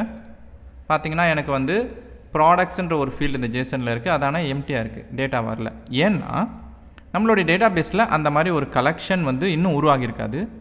அதோடு அதில் டேட்டாவும் இருக்காது. அதனால தான் இப்போது நம்ம ஒரு தடவை வந்து இந்த ப்ராடக்ட் மாடலை வந்து பயன்படுத்திட்டோம் இல்லையா? அது டேட்டா வருதோ இல்லையோ, ஆனால் அதை நம்ம கால் பண்ணிட்டோம் இந்த மெத்தடை. அப்போ என்ன நடந்திருக்கும்னா உங்கள் டேட்டா பேஸ் வந்து இப்போ தான் உருவாகியிருக்கும். சரிங்களா? ஆக நீங்கள் ரிஃப்ரெஷ் பண்ணி பார்த்தீங்கன்னா உங்கள் டேட்டா பேஸ் வந்து இங்கே வந்திருக்கும், மினி இ-காமர்ஸ். அதுலேயும் நம்ம வந்து ப்ராடக்ட் மாடலை வந்து கால் பண்ணியிருக்கோன்றதால கண்டிப்பாக இந்த மாடலை கால் பண்ணதால் ஒரு கலெக்ஷன் ஆனது உருவாகியிருக்கும். ப்ராடக்ட்ஸுன்ற கலெக்ஷன் இருக்கும். ஏன்னா நம்ம இந்த இடத்துல ப்ராடக்ட்டுன்ற பேரில் ஒரு மாடலை வச்சுருக்கிறோம், டிக்ளேர் பண்ணியிருக்கோம். அதனால் ப்ராடக்ட்ஸ் கலெக்ஷனும் அந்த டேட்டா பேஸ்க்குள்ளே இருக்கும். நீங்கள் போய் ஓப்பன் பண்ணி பார்த்தீங்கன்னா உள்ள ப்ராடக்ட்ஸ்ன்ற ஒரு கலெக்ஷன் இருக்கும். இப்போ உங்களுக்கு தெரியும்னு நினைக்கிறேன். இந்த ஒரு கலெக்ஷனில் ஓப்பன் பண்ணி பார்த்தீங்கன்னா உள்ளே எந்த டேட்டாவும் இல்லை. அதனால தான் இங்கே நம்மளுக்கு எம்டியாக வந்திருக்கு. நம்ம என்ன பண்ண போகிறோம்னா இந்த கலெக்ஷனுக்குள்ளே டேட்டாவை வந்து போட போகிறோம். நம்ம ஏற்கனவே ப்ரிப்பேர் பண்ணி வச்ச சில ஜேசன் டேட்டாக்கெல்லாம் உள்ளே வந்து இன்சர்ட் பண்ண போகிறோம். இப்போ திரும்ப எடிட்டருக்குள்ளே வரும். நம்ம வந்து இந்த பேக்அண்ட் ஃபோல்டரில் டேட்டான்னு ஒரு ஃபோல்டர் உருவாக்கிக்கலாம். இதில் ப்ராடக்ட்ஸ் .json ஒரு ஃபைல் உருவாக்கிக்கலாம். இதுக்குள்ளே நான் என்ன பண்ண போகிறேன்னா சில ஜேசன் டேட்டாக்களை உள்ளே போட்டு வச்சுருக்கிறேன். ஒரு ஜேசன் அரே தான். பார்த்திங்கன்னா அரேக்குள்ளே பல ஆப்ஜெக்ட்ஸ் இருக்கும். அந்த ஒவ்வொரு ஆப்ஜெக்ட்லையும் பார்த்திங்கன்னா நேம் இருக்கும், ப்ரைஸ் இருக்கும், டிஸ்கிரிப்ஷன் இருக்கும், ரேட்டிங்ஸ், இமேஜஸ். அந்த இமேஜஸில் பார்த்திங்கன்னா ஒரு இமேஜ் ஆப்ஜெக்ட்டுக்குள்ளேயும் இமேஜ்ன்ற ஃபீல்டில் வந்து அந்த இமேஜ் ஸ்ட்ரிங் இருக்கும். இதுக்கான இமேஜஸ்லாம் வந்து நம்ம இன்னும் கொஞ்சம் நேரத்தில் கொண்டு வருவோம் ஃப்ரண்ட் எண்டில். ஆக இப்போதைக்கு இந்த பேத் இந்த மாதிரி தான் இருக்கும், பார்த்துக்கோங்க. அப்புறம் வந்து கேட்டகரி இருக்கும், செல்லர் இருக்கும், ஸ்டாக் இருக்கும். இது ஒவ்வொரு ப்ராடக்ட் ஆப்ஜெக்ட்லேயும் இருக்கும் பார்த்திங்கன்னா. சரிங்களா? ஆக இந்த மாதிரி கிட்டத்தட்ட வந்து ஒரு 7 ப்ராடக்ட் வந்து உள்ளே வச்சுருக்கிறேன் நான் இந்த ஜேசன். ஆக இந்த ஃபைலை சேவ் பண்ணிக்கிறேன். நீங்கள் வந்து ரெபாசிட்டரியில் இந்த டேட்டா ஃபோல்டருக்குள்ளே இந்த ப்ராடக்ட் ஜேசனை பார்க்க முடியும். சரிங்களா? இப்போ நம்ம எதுக்கு இதை வந்து சேவ் பண்ணுறோன்னா இந்த ஃபைலை வந்து இந்த ஃபைலுக்குள்ளே இருக்கிற கண்டென்ட்டில் நம்ம இந்த டேட்டா பேஸ்க்குள்ளே இந்த கலெக்ஷனுக்குள்ளே இம்போர்ட் பண்ண போகிறோம். எப்படின்னா இங்கே ஆட் டேட்டான்னு ஒரு ஆப்ஷன் இருக்கும். அதை கிளிக் பண்ணிங்கன்னா உங்களுக்கு இம்போர்ட் ஜேசன் ஆர் சிஎஸ்பி ஃபைல்னு இருக்கும். இந்த ஆப்ஷனை கிளிக் பண்ணிக்கிட்டு நீங்கள் உங்கள் ப்ராஜெக்டில் போயிட்டு பேக்அண்ட் ஃபோல்டரில் இந்த டேட்டா ஃபோல்டரில் இருக்கிற அந்த ப்ராடக்ட் ஜேசன் ஃபைலை செலக்ட் பண்ணிக்கோங்க. இந்த இடத்துல இம்போர்ட் பண்ணிக்கோங்க. இப்போது இங்கே பார்த்தீங்கன்னா உங்களுக்கு கிட்டத்தட்ட வந்து ஒரு 7 டாக்குமெண்ட்ஸ் உள்ளே இருக்கும். இது ஒவ்வொன்றும் ஒரு டாக்குமெண்ட். சரிங்களா? இந்த கலெக்ஷனில் இருக்கக்கூடிய டாக்குமெண்ட். ஆக இப்போ இந்த ப்ராடக்ட்ஸ் கலெக்ஷனுக்குள்ளே டேட்டா இருக்கிறதால இப்போ போய் நம்ம வந்து அந்த கெட் ப்ராடக்ட்ஸ் ரெக்வஸ்ட்டை சோதிச்சு பார்க்கலாம். இப்போ டேட்டா வருதா இல்லைன்றது தெரிஞ்சிடும். சென்ட் ரெக்வஸ்ட் கொடுக்குறேன். பார்த்தீங்கன்னா இந்த தடவை ப்ராடக்ட்ஸ்க்குள்ளே 7 ப்ராடக்ட் டேட்டா உங்களுக்கு இருக்கும். சரிங்களா? அதை ஒவ்வொன்றும் நீங்கள் வந்து இந்த இடத்துல பார்க்க முடியும் டேட்டா வரதை. ஆக இப்படி தான் வந்து நீங்கள் டேட்டா பேஸ் கனெக்ஷன் பண்ணி அந்த கலெக்ஷன்லேருந்து டேட்டா எடுக்கிறது. ஆக அதுக்கான கோடை வந்து நம்ம இங்கே வெற்றிகரமாக முடிச்சிருக்கிறோம்.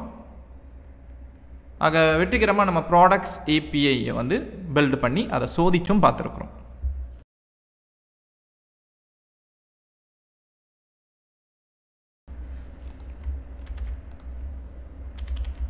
அடுத்து நம்ம வந்து இந்த கெட் சிங்கிள் ப்ராடக்ட்டுக்கான லாஜிக் எழுத போகிறோம். ஆனால் அதுக்கு முன்னாடி நம்ம வந்து இந்த இடத்துல ஒரு கமெண்ட் ஒன்று போட்டுக்கலாம். எப்போவுமே கமெண்ட்ஸ் நம்மளுக்கு உதவும்.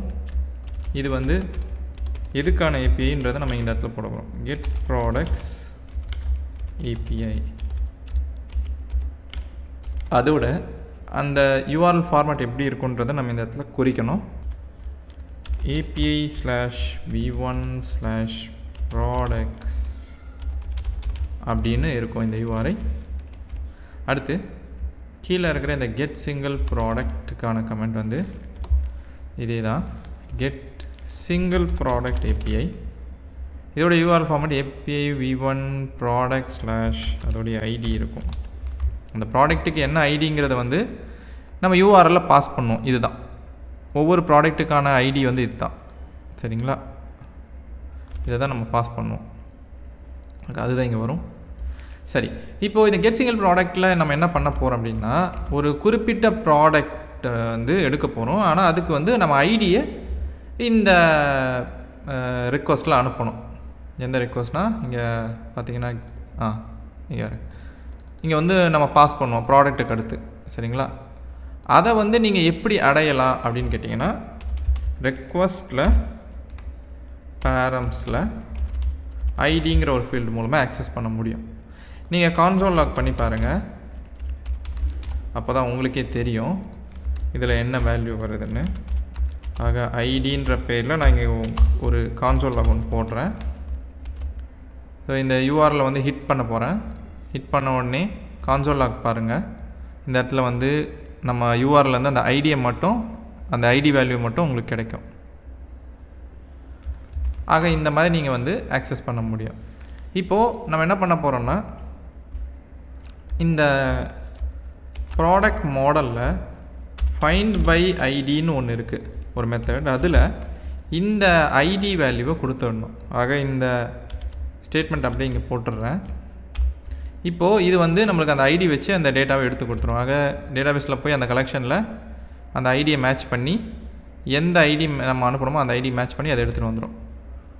இதுவும் வந்து ஒரு அசிங்க்ரனஸ் மெத்தட் தான், இங்கே நடந்த மாதிரி. ஆக இங்கேயும் வந்து நம்ம அவைட் கீவேர்ட் பயன்படுத்தணும், அதோட இங்கே வந்து அசிங்க் வேர்டு பயன்படுத்தணும். இப்போ நம்மளுக்கு வந்து டேட்டா வந்து கிடச்சிரும், அதை வந்து ப்ராடக்ட்டுன்ற பேரில் வாங்கிட்டோம், ஓகேங்களா? அதுக்கப்புறமா அந்த ப்ராடக்டை வந்து இங்கே ப்ராடக்ட்டுன்ற பேரில் அந்த வேல்யூ அனுப்பிச்சிடுறோம். இப்போது நம்ம போய் வந்து நம்ம ஏதாச்சும் ஒரு ப்ராடக்டோடைய ஐடியை URL பாஸ் பண்ணி டெஸ்ட் பண்ணி பார்க்கலாம். இப்போ முதல்ல வந்து இந்த Oppo F21s அப்படின்ற ப்ராடக்டோடைய ஐடியை வந்து காப்பி பண்ணிக்கிறேன். இந்த கெட் சிங்கிள் ப்ராடக்டோட ரிக்வஸ்ட்டில் போய் இந்த ப்ராடக்ட் அப்படின்ற URL பகுதிக்கு அப்புறம் இந்த ஐடியை கொடுத்து நான் சென்ட் கொடுக்குறேன். பார்த்திங்கன்னா அந்த ப்ராடக்டோடைய டேட்டா வந்துருச்சு, ப்ராடக்ட்ன்ற ஒரு ஃபீல்டுக்குள்ளே இருக்குது பாருங்கள், தெரியுதா? ஆக நம்ம இப்போ வந்து ஒரு சிங்கிள் ப்ராடக்டை எடுக்கிறதுக்கு என்ன பண்ணணுமோ அதெல்லாம் பண்ணிட்டோம். ஆனால் இதில் ஒரு பிரச்சனை வர வாய்ப்பு இருக்குது. என்னென்னா, நம்ம இங்கே என்ன ஐடி கொடுத்தாலும் அந்த ஐடியை போய் இந்த கலெக்ஷனுக்குள்ளே இருக்குதான்னு பார்த்துட்டு அந்த டேட்டாவை எடுத்துகிட்டு வர்றது தான் இந்த லைனுடைய வேலை. ஒருவேளை இல்லாத ஒரு ஐடியை நான் இங்கே வந்து அனுப்பிச்சேன்னா என்ன ஆகும்? உதாரணத்துக்கு இந்த இடத்துல டெஸ்ட் அப்படின்னு சொல்லிட்டு சில நம்பர்களை கொடுத்து இது ஒரு ஐடி மாதிரி கொடுக்குறேன். இப்போ இந்த ஒரு ஐடிக்கான டேட்டா வந்து அதை எடுத்து கொடுக்க நினைக்கும் போது என்ன நடக்கும்னு பாருங்கள். சென்ட் ரிக்வஸ்ட் கொடுக்குறேன், உங்களுக்கு வந்து எரர் வந்திருக்கும். அது மட்டும் இல்லை, கான்சோல் லாக் ஓப்பன் பண்ணி பாருங்கள், உங்களுடைய அப்ளிகேஷன் கிராஷ் ஆகி நின்று போயிருக்கும். இங்கே மாங்கோஸ் எரர் வந்திருக்கு. ஏன் அது வந்திருக்கு அப்படின்னு பார்த்தீங்கன்னா, இல்லாத ஒரு ஐடியை போய் அது வந்து எடுக்க ட்ரை பண்ணியிருக்கு இந்த இடத்துல, சரிங்களா? அதனால தான் இந்த எரர். இப்போ நம்ம என்ன பண்ண போகிறோம்னா, இந்த இடத்துல வந்து ட்ரை கேட்ச் பிளாக்கை வந்து போட போகிறோம். இந்த ட்ரை கேட்ச் பிளாக்கில் இந்த லைனை போட்டுடுறோம், அதோட இந்த லைனையும் போட்டுடலாம். இப்போது எப்பெல்லாம் எரர் வரலையோ அப்போது இந்த ஸ்டேட்மெண்ட் எல்லாம் வரும், நடக்கும். அப்போ உங்களுக்கு பிரச்சனை இல்லாமல் ரெஸ்பான்ஸ் வந்துடும். ஒருவேளை பிரச்சனை வந்துச்சுன்னா இந்த கேட்ச் பிளாக்குள்ளே வரும். அந்த மாதிரி சூழ்நிலையில் நீங்கள் எப்படி வந்து ரெஸ்பான்ஸ் அனுப்பலாம் அப்படின்னா, சக்ஸஸ் வந்து ஃபால்ஸ்ன்னு அனுப்பலாம். அதோட எரர் மெசேஜை வந்து நீங்கள் அனுப்பலாம். என்னென்னு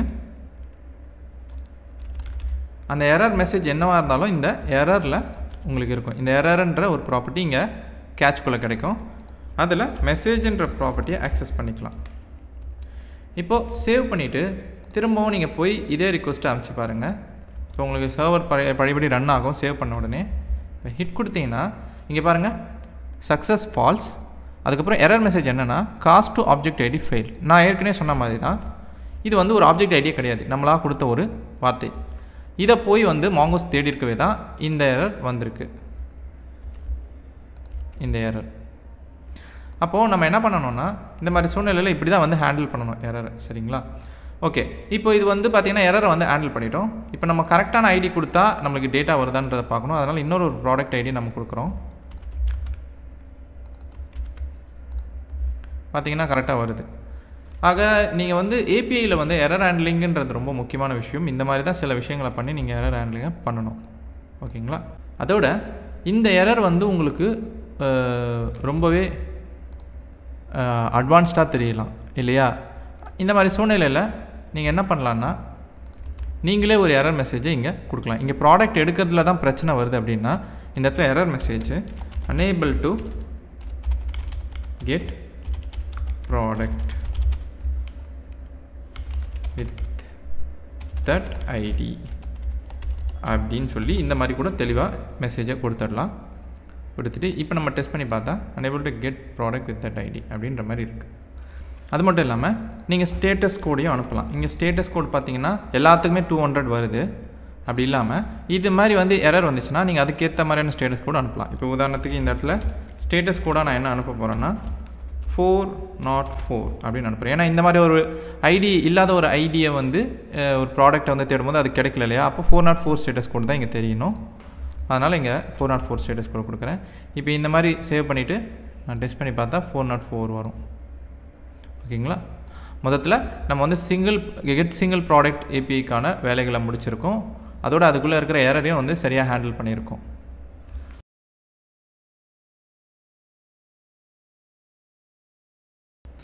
இப்போ அடுத்ததாக நம்ம வந்து இந்த கண்ட்ரோலர்ஸில் ஆர்டர் கண்ட்ரோல்னு ஒன்று வச்சுருக்கோம். அதில் க்ரியேட் ஆர்டர் அப்படின்னு சொல்லிட்டு ஒரு ரெக்வஸ்ட் ஹேண்ட்லர் இருக்குது. இதுக்குள்ளே வரக்கூடிய லாஜிக் தான் நம்ம எழுத போகிறோம். சரிங்களா? ஆனால் அதுக்கு முக்கியமாக நமக்கு வந்து என்ன தேவைன்னா ஆர்டர் மாடல் அப்படின்னு ஒரு மாடல் வேணும். ஏன்னா இந்த ஏபிஐயோடைய வேலையே என்னென்னா நம்ம ஏதோ ஒரு டேட்டா ஒன்று அனுப்புவோம். அந்த டேட்டாவெல்லாம் வாங்கிக்கிட்டு அது வந்து ஒரு ஆர்டர் அப்படின்ற ஒரு டேட்டா வந்து உருவாக்கும். ஆர்டர் கலெக்ஷனுக்குள்ளே அந்த டேட்டாவை இன்சர்ட் பண்ணிடும். சரிங்களா? அப்போ அதுக்கு வந்து நமக்கு ஒரு ஆர்டர் மாடல்னு ஒன்று வேணும் இல்லையா? அதை வந்து நம்ம முதல்ல உருவாக்க போகிறோம். அப்புறம் தான் அதை இங்கே பயன்படுத்துவோம்.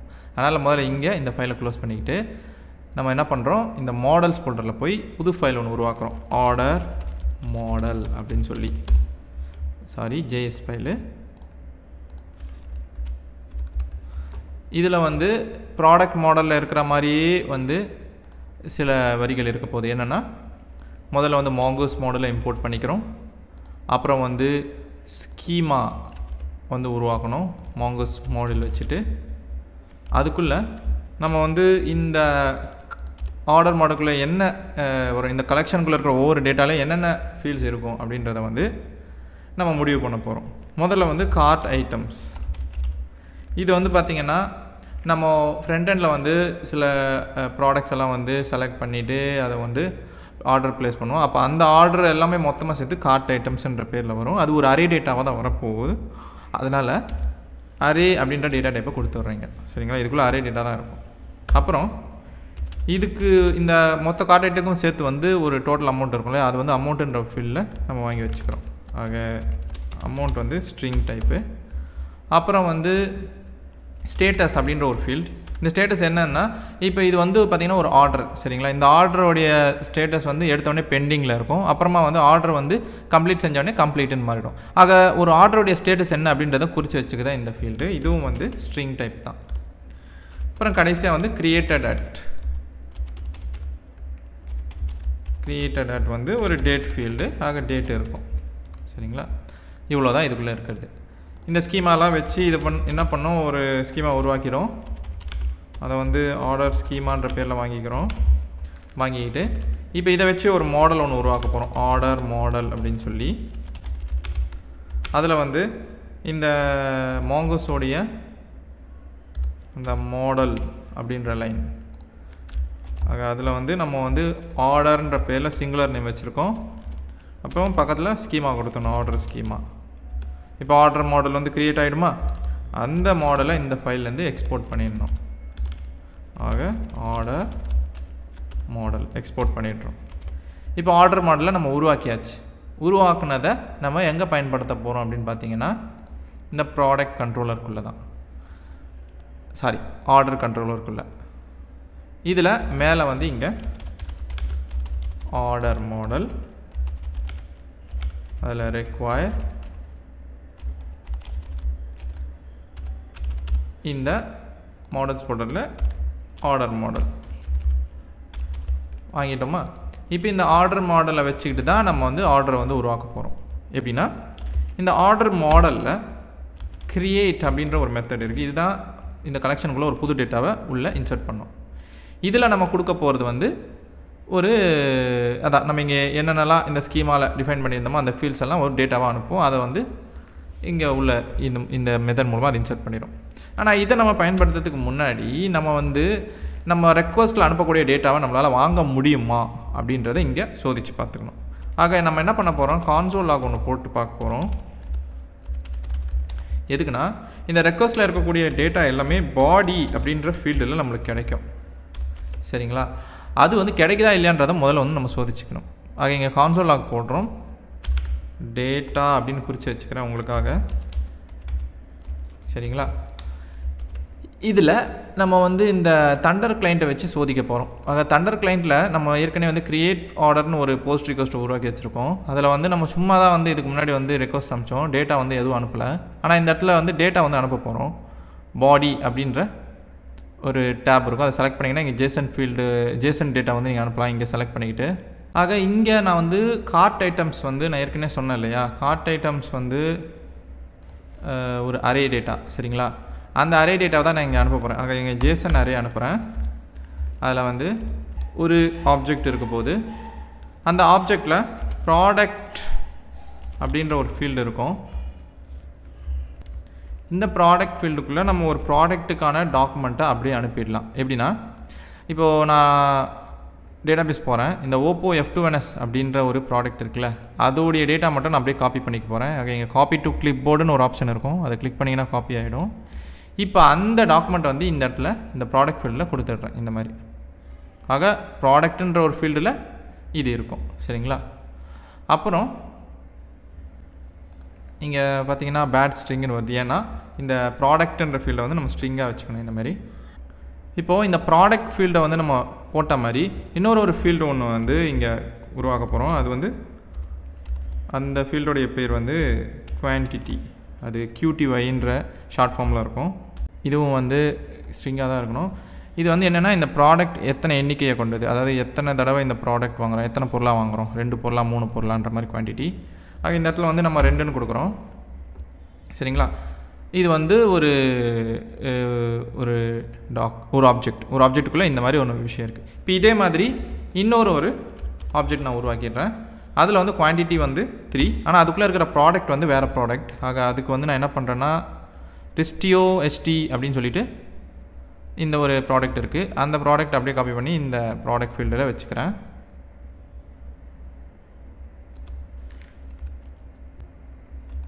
ஆக பேஸ்ட் பண்ணிக்கிறேன். இப்போ பார்த்தீங்கன்னா அந்த ஃபீல்டுக்கான டேட்டாவையும் கொடுத்துட்டேன். ஆக 2 ப்ராடக்ட் வந்து நம்ம இந்த கார்ட் ஐட்டம்ஸ்குள்ளே வச்சுருக்கிறோம், வெவ்வேறு குவான்டிட்டி. சரிங்களா, இதெல்லாம் தான் டேட்டா.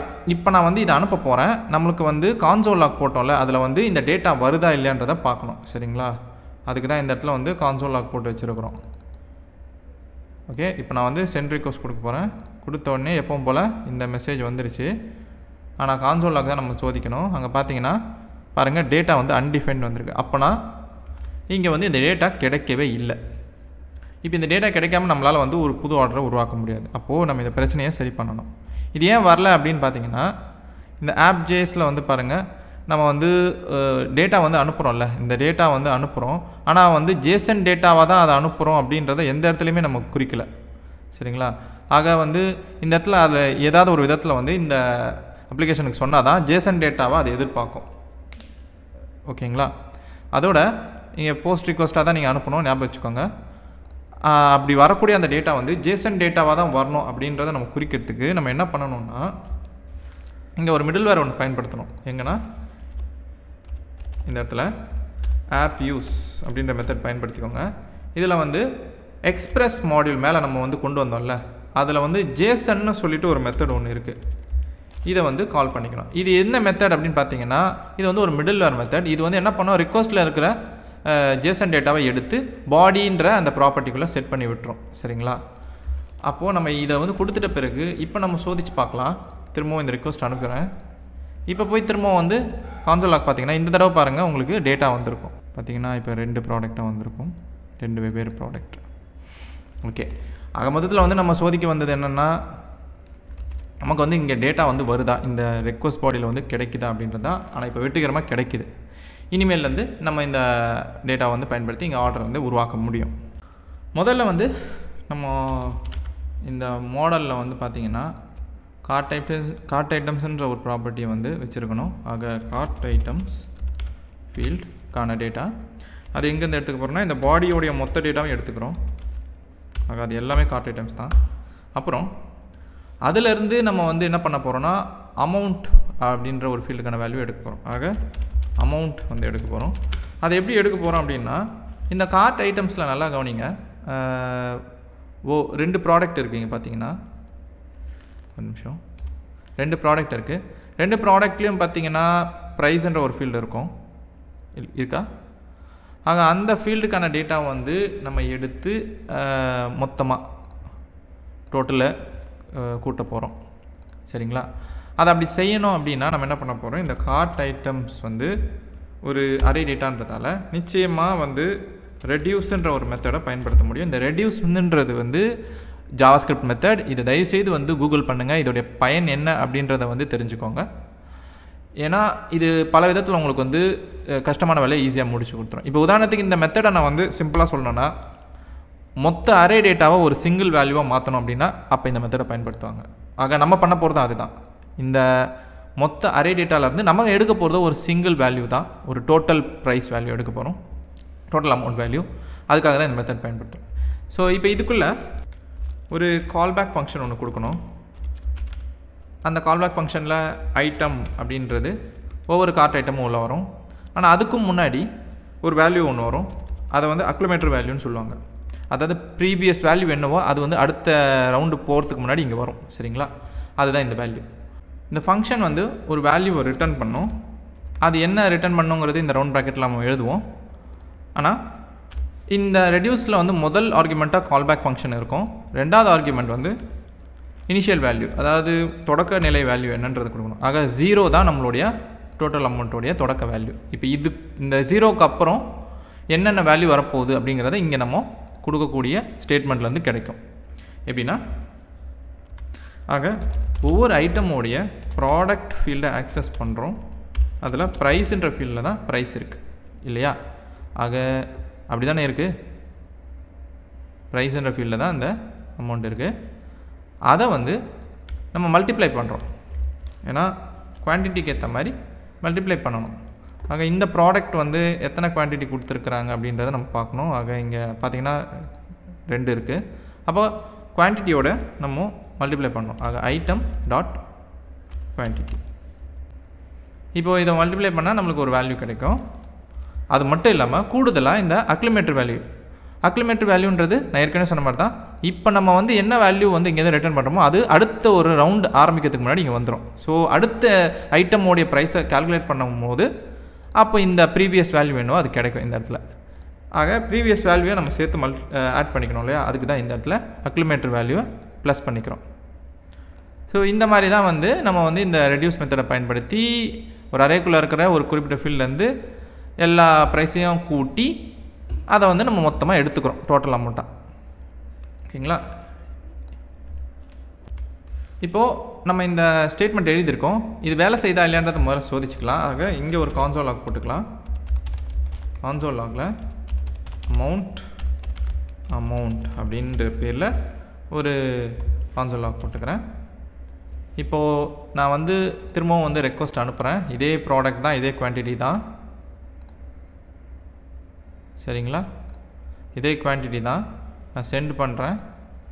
சென்ட் பண்ண உடனே நம்மளுக்கு கான்சோல் லாக் வந்திருக்கும். அதில் பார்த்தீங்கன்னா 791.98ன்னு ஒரு அமௌண்ட் இருக்கும். ஓகேங்களா? அது என்ன அமௌண்ட் அப்படின்னு பார்த்தீங்கன்னா இந்த ப்ரைஸ் இருக்கு இல்லையா? இந்த ப்ரைஸை வந்து 2 குவான்டிட்டியாக மல்டிப்ளை பண்ணிக்கிச்சு. அப்புறம் வந்து இந்த ப்ராடக்ட் இருக்கு இல்லையா? இந்த ப்ராடக்டோடைய ப்ரைஸ் 150, அதை வந்து 2 வாட்டி மல்டிப்ளை பண்ணிக்கிச்சு.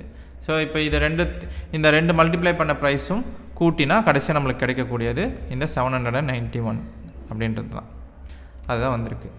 அது மட்டும் இல்லாமல் சில நேரத்தில் நம்மளுக்கு வந்து இந்த டிஜிட்ஸ் வந்து இந்த 2 டிஜிட்டோட நிற்காமல், இந்த டெசிமலுக்கு அப்புறம் 2 நம்பர்ஸோடு நிற்காமல் ஏகப்பட்ட நம்பர்ஸ் போயிட்டே இருக்கும். ஃப்ளோட்டிங் பாயிண்ட் நம்பர்னு சொல்லுவாங்க. அது நிறைய போயிட்டே இருக்கும். அந்த மாதிரி அமௌண்ட் ப்ரைஸ் வந்து நம்மளுக்கு நிற்கும். அதனால் நம்ம என்ன பண்ண போகிறோன்னா, இந்த இடத்துல நம்ம அமௌண்ட் வந்து வாங்கிட்ட பிறகு நம்ம அதை வந்து 2 டிஜிட்டுக்கு வந்து ஃபிக்ஸட் ஆக போகிறோம் அந்த டெசிமல் வேல்யூ. அதனால் நம்பருன்ற ஒரு கிளாஸ் பயன்படுத்திக்கணும். அந்த கன்ஸ்ட்ரக்டரில் வந்து இந்த வேல்யூவை கொடுத்துட்டு அதில் 2 ஃபிக்ஸடுன்னு சொல்லிட்டு ஒரு மெத்தட் இருக்கும். அதில் 2 அப்படின்ற வேல்யூ கொடுத்துட்டா இந்த டெசிமலுக்கு அப்புறம் வர வேல்யூ வந்து 2 நம்பரோட நின்றுடும். சரிங்களா? அதுதான் இங்கே விஷயம். ஓகே, இப்போது நம்ம வந்து இந்த குவான்டிட்டியை வந்து 3 ஆக்கி பார்க்கலாம். வேல்யூ மாற்றான்னு 3 and 4. இப்போ வந்து என்ன வேல்யூ கொடுக்குதுன்னு பார்ப்போம்.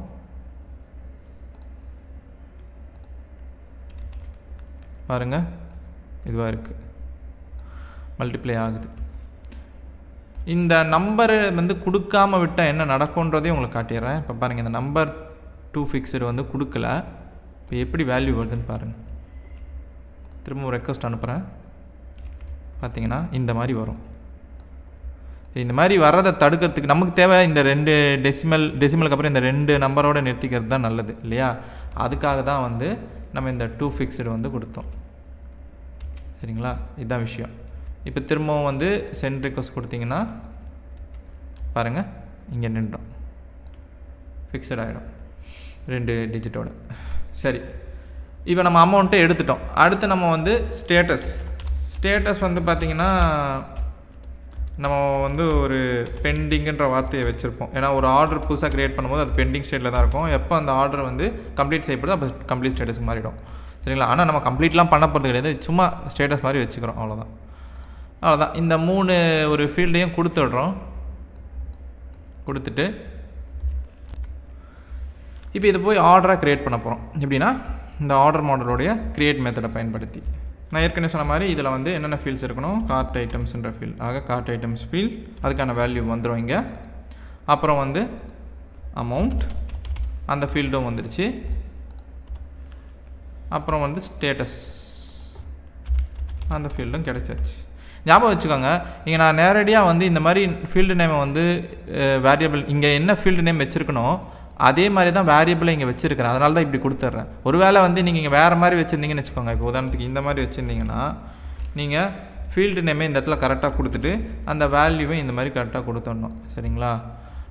அந்த மாதிரி வந்து டபுள் வேலை வேணான்றதுக்காக தான் நான் இங்கே என்ன ஃபீல்டு நேம் வந்து வச்சுருக்குதோ இந்த மாடலில் அதுக்கேற்ற மாதிரி வேரியபிளை உருவாக்கி வச்சுக்கிட்டேங்க. சரிங்களா? இங்கே என்ன இருக்கோ அதுதான் இங்கேயும் இருக்கிறது, ஞாபகம் வச்சுக்கோங்க. ஓகே, இப்போ ஆர்டர் மாடலை வச்சு நம்ம டேட்டா வந்து க்ரியேட் பண்ணிடுவோம். இந்த வேல்யூஸ்லாம் இதுவும் வந்து வெயிட் பண்ணி செய்ய வேண்டிய வேலை. அதனால் அவாய்ட் கீவேர்ட், அப்புறம் இங்கே அசிங்க் வேர்ட். ஓகேங்களா? டேட்டா வந்து க்ரியேட் ஆகிடும். க்ரியேட் ஆன டேட்டாவை வந்து நம்ம வந்து அனுப்புறதா இருந்தால் அனுப்பலாம். எப்படின்னா இந்த இடத்துல வந்து ஆர்டர் அப்படின்னு சொல்லிட்டு வாங்கிட்டு இது ரிட்டர்ன் பண்ணோம். இந்த மாடல் வந்து க்ரியேட் பண்ண டேட்டா வந்து ரிட்டர்ன் பண்ணோம் டாக்குமெண்ட்டை. அதை நீங்கள் வந்து இந்த ஜேசன் ரெஸ்பான்ஸில் என்ன பண்ணலாம், சக்ஸஸ் ட்ரூ ஆர்டர் அப்படின்னு சொல்லி இந்த மாதிரி அனுப்பலாம். இப்படி கூட அனுப்பலாம். ஓகேங்களா? இப்போது நம்ம என்ன பண்ண போகிறோம், இந்த ஆர்டர் வந்து க்ரியேட் ஆகுதா இல்லையான்றதை வந்து சோதிக்க போகிறோம். ஆனால் அதுக்கு முன்னாடி இங்கே மேலே வந்து கமெண்ட் ஒன்று போட்டுக்கலாம். க்ரியேட் ஆர்டர், அதோடைய URL ஃபார்மேட் வந்து API/v1/order அப்படின்னு இருக்கும். ஓகேங்களா? மற்றபடி எந்த பிரச்சனையும் இல்லை. சரி, இப்போது நம்ம வந்து என்ன பண்ண போகிறோம்னா இந்த ஏபிஐயை வந்து மறுபடியும் சோதிக்க போகிறோம். இந்த தடவை வந்து எந்த பிரச்சனையும் வரக்கூடாது. பார்த்திங்கன்னா இங்கே வந்து ஆர்டர் வந்து சக்ஸஸ் ஆயிடுச்சு, சக்ஸஸ் ட்ரூன்னு வந்திருக்கு. அப்புறம் ஆர்டர்ன்ற ஃபீல்டில் வந்து பார்த்திங்கன்னா டேட்டா வந்திருக்கு. என்னென்னா கார்ட் ஐட்டம்ஸ், அமௌண்ட், ஸ்டேட்டஸ், அப்புறம் அந்த ஆர்டருடைய ஐடி. இது வந்து ரெஸ்பான்ஸில் வந்திருக்குன்னா கண்டிப்பாக இந்த ஒரு ஆர்டருக்கான டேட்டா நம்ம டேட்டா பேஸில் க்ரியேட் ஆகிருக்கணும்னு அர்த்தம். அப்போ இந்த MongoDB போகிறோம், நம்மளுடைய டேட்டா பேஸில் இங்கே ரிஃப்ரெஷ் பண்ணுங்கள். புது கலெக்ஷன் வரும்போது இங்கே தெரியாது, ரிஃப்ரெஷ் பண்ணிங்கன்னா தெரியும். இப்போ பாருங்கள் ஆர்டர்ஸ்னு இருக்குல்ல, இதை செலக்ட் பண்ணுங்கள். இதை செலக்ட் பண்ணால் உள்ளே வந்து பார்த்திங்கன்னா ஒரு டாக்குமெண்ட் இருக்கும். இதுதான் நம்ம இப்போ க்ரியேட் பண்ணது. இதுக்குள்ளே 2 கார்ட் ஐட்டம்ஸ் இருக்கும், 2 ப்ராடக்ட். ஒரு ப்ராடக்ட் வந்து Oppo F2s இன்னொரு ப்ராடக்ட் வந்து Restio HD. அப்புறம் இதில் வந்து பார்த்திங்கன்னா அமௌண்ட் இருக்குது டோட்டலு, அப்புறம் பெண்டிங்கு, ஸ்டேட்டஸ். ஓகேங்களா? அப்போது வெற்றிகரமாக நம்ம ஒரு ஆர்டரை உருவாக்கியிருக்கோம், அதை வந்து டேட்டா பேஸ்லேயும் வந்து விழுந்திருக்கு. இந்த ஏபிஐயை வெற்றிகரமாக முடிச்சிருக்கோன்னு அர்த்தம். நம்ம 3 ஏபிஐயும் உருவாக்கியிருக்கோம். அந்த 3 ஏபிஐயும் வச்சுட்டு தான் ஃப்ரண்ட் எண்டில் ஒரு ப்ராஜெக்டை உருவாக்கப்போம். நம்ம 3 ஏபிஐயும் உருவாக்கி அதை வெற்றிகரமாக சோதிச்சும் பார்த்துருக்குறோம். ஆக இது எல்லாத்தையும் பயன்படுத்தி தான் ஃப்ரண்ட் எண்டில் நம்ம அதை இன்டகிரேட் பண்ண போகிறோம்.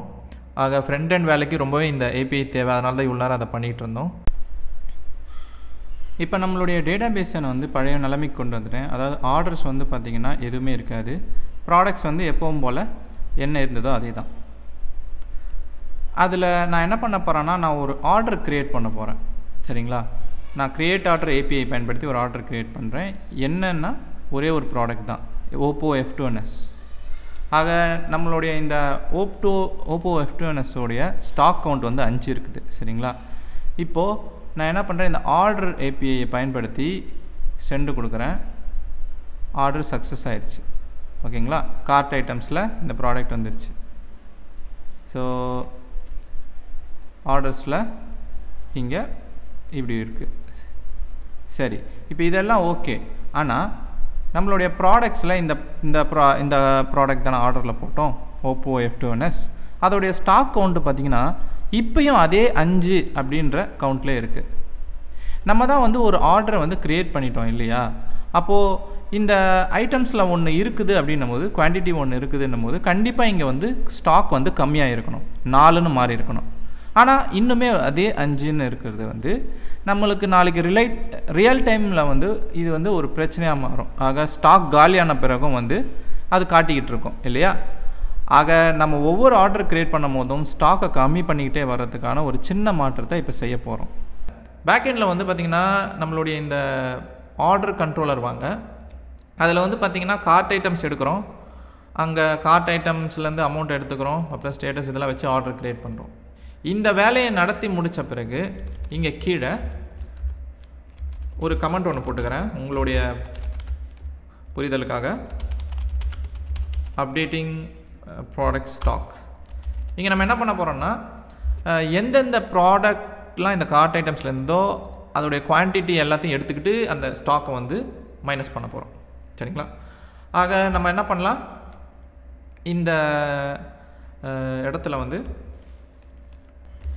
இங்கே வந்து கார்ட் ஐட்டம்ஸ், அதில் வந்து ஃபார் ஈச் அப்படின்ற லூப்பை பயன்படுத்துகிறோம், ஃபார் ஈச் ஸ்டேட்மெண்ட்.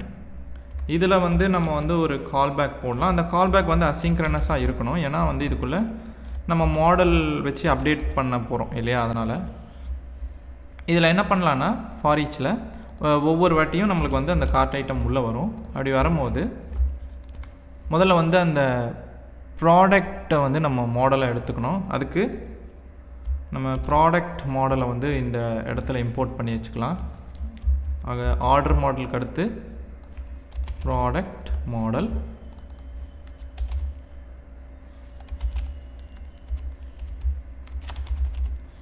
சரிங்களா? இப்போது இந்த ப்ராடக்ட் மாடல் இருக்கு இல்லையா, இதில் find function, find by ID அப்படின்ற ஒரு ஃபங்க்ஷன் இருக்குது. அதில் வந்து நம்ம வந்து அந்த ஐட்டமுடைய ஒவ்வொரு ஐட்டமுடைய ப்ராடக்ட்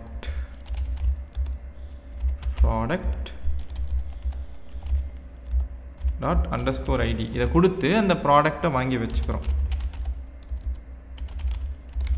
ஒவ்வொரு ப்ராடக்டும் வருது உள்ளே வந்துட்டு இந்த ப்ராடக்டோடைய ஸ்டாக்கை வந்து நம்ம அப்டேட் பண்ண போகிறதால ஸ்டாக் ஃபீல்டு ஆக்சஸ் பண்ணிக்கிறோம். அதில் என்ன வேல்யூ அசைன் பண்ண போகிறோன்னா, ப்ராடக்ட் ஸ்டாக் மைனஸ் இந்த ஐட்டமுடைய குவான்டிட்டி. ஓகேங்களா?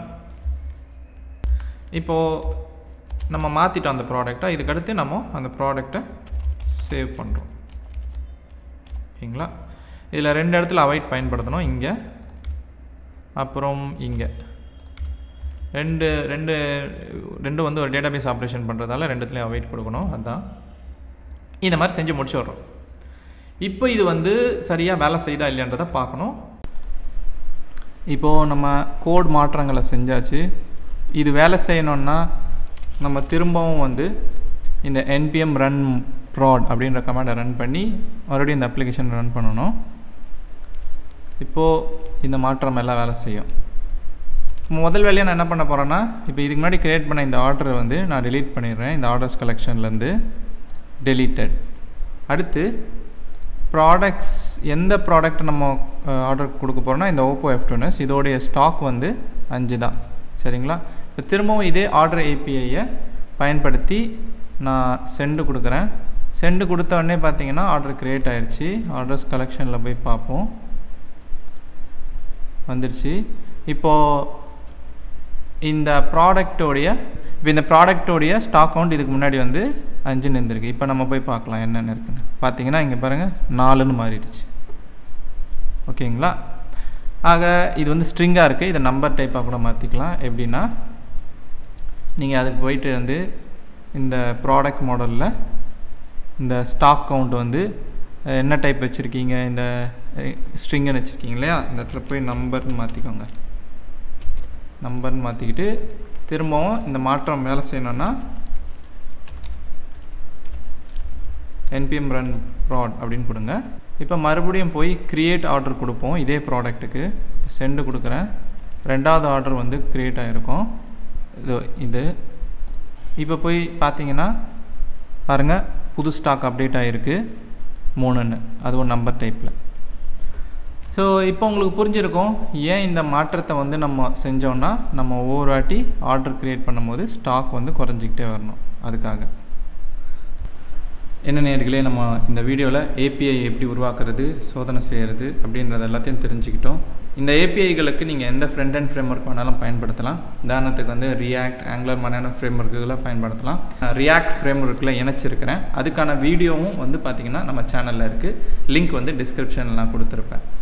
அதோட நான் வந்து ஃப்யூச்சரில் இதை வந்து ஆங்குலர்லேயும் பயன்படுத்தலான்னு இருக்கேன். அதுக்கான வீடியோவும் இருந்தால் நான் லிங்க்கில் போட்டிருப்பேன், நீங்கள் பாருங்கள். இதை விட இன்னும் நிறைய API சம்மந்தப்பட்ட வீடியோவை நான் உருவாக்கணும்னு நினைக்கிறேன். அதுக்கு உங்களுடைய சப்போர்ட் முக்கியம். ஸோ என்னுடைய சேனலுக்கு சப்ஸ்கிரைப் பண்ணி சப்போர்ட் கொடுங்க. முக்கியமாக டொனேஷன் பண்ணுங்கள். டொனேஷன் மூலமாக ஒரு மாற்றம் இந்த சேனலில் இருக்கும். அதோட இந்த வீடியோ பிடிச்சதா இல்லையான்றதை வந்து லைக் மற்றும் கமெண்ட் மூலமாக தெரிவிங்க. நன்றி.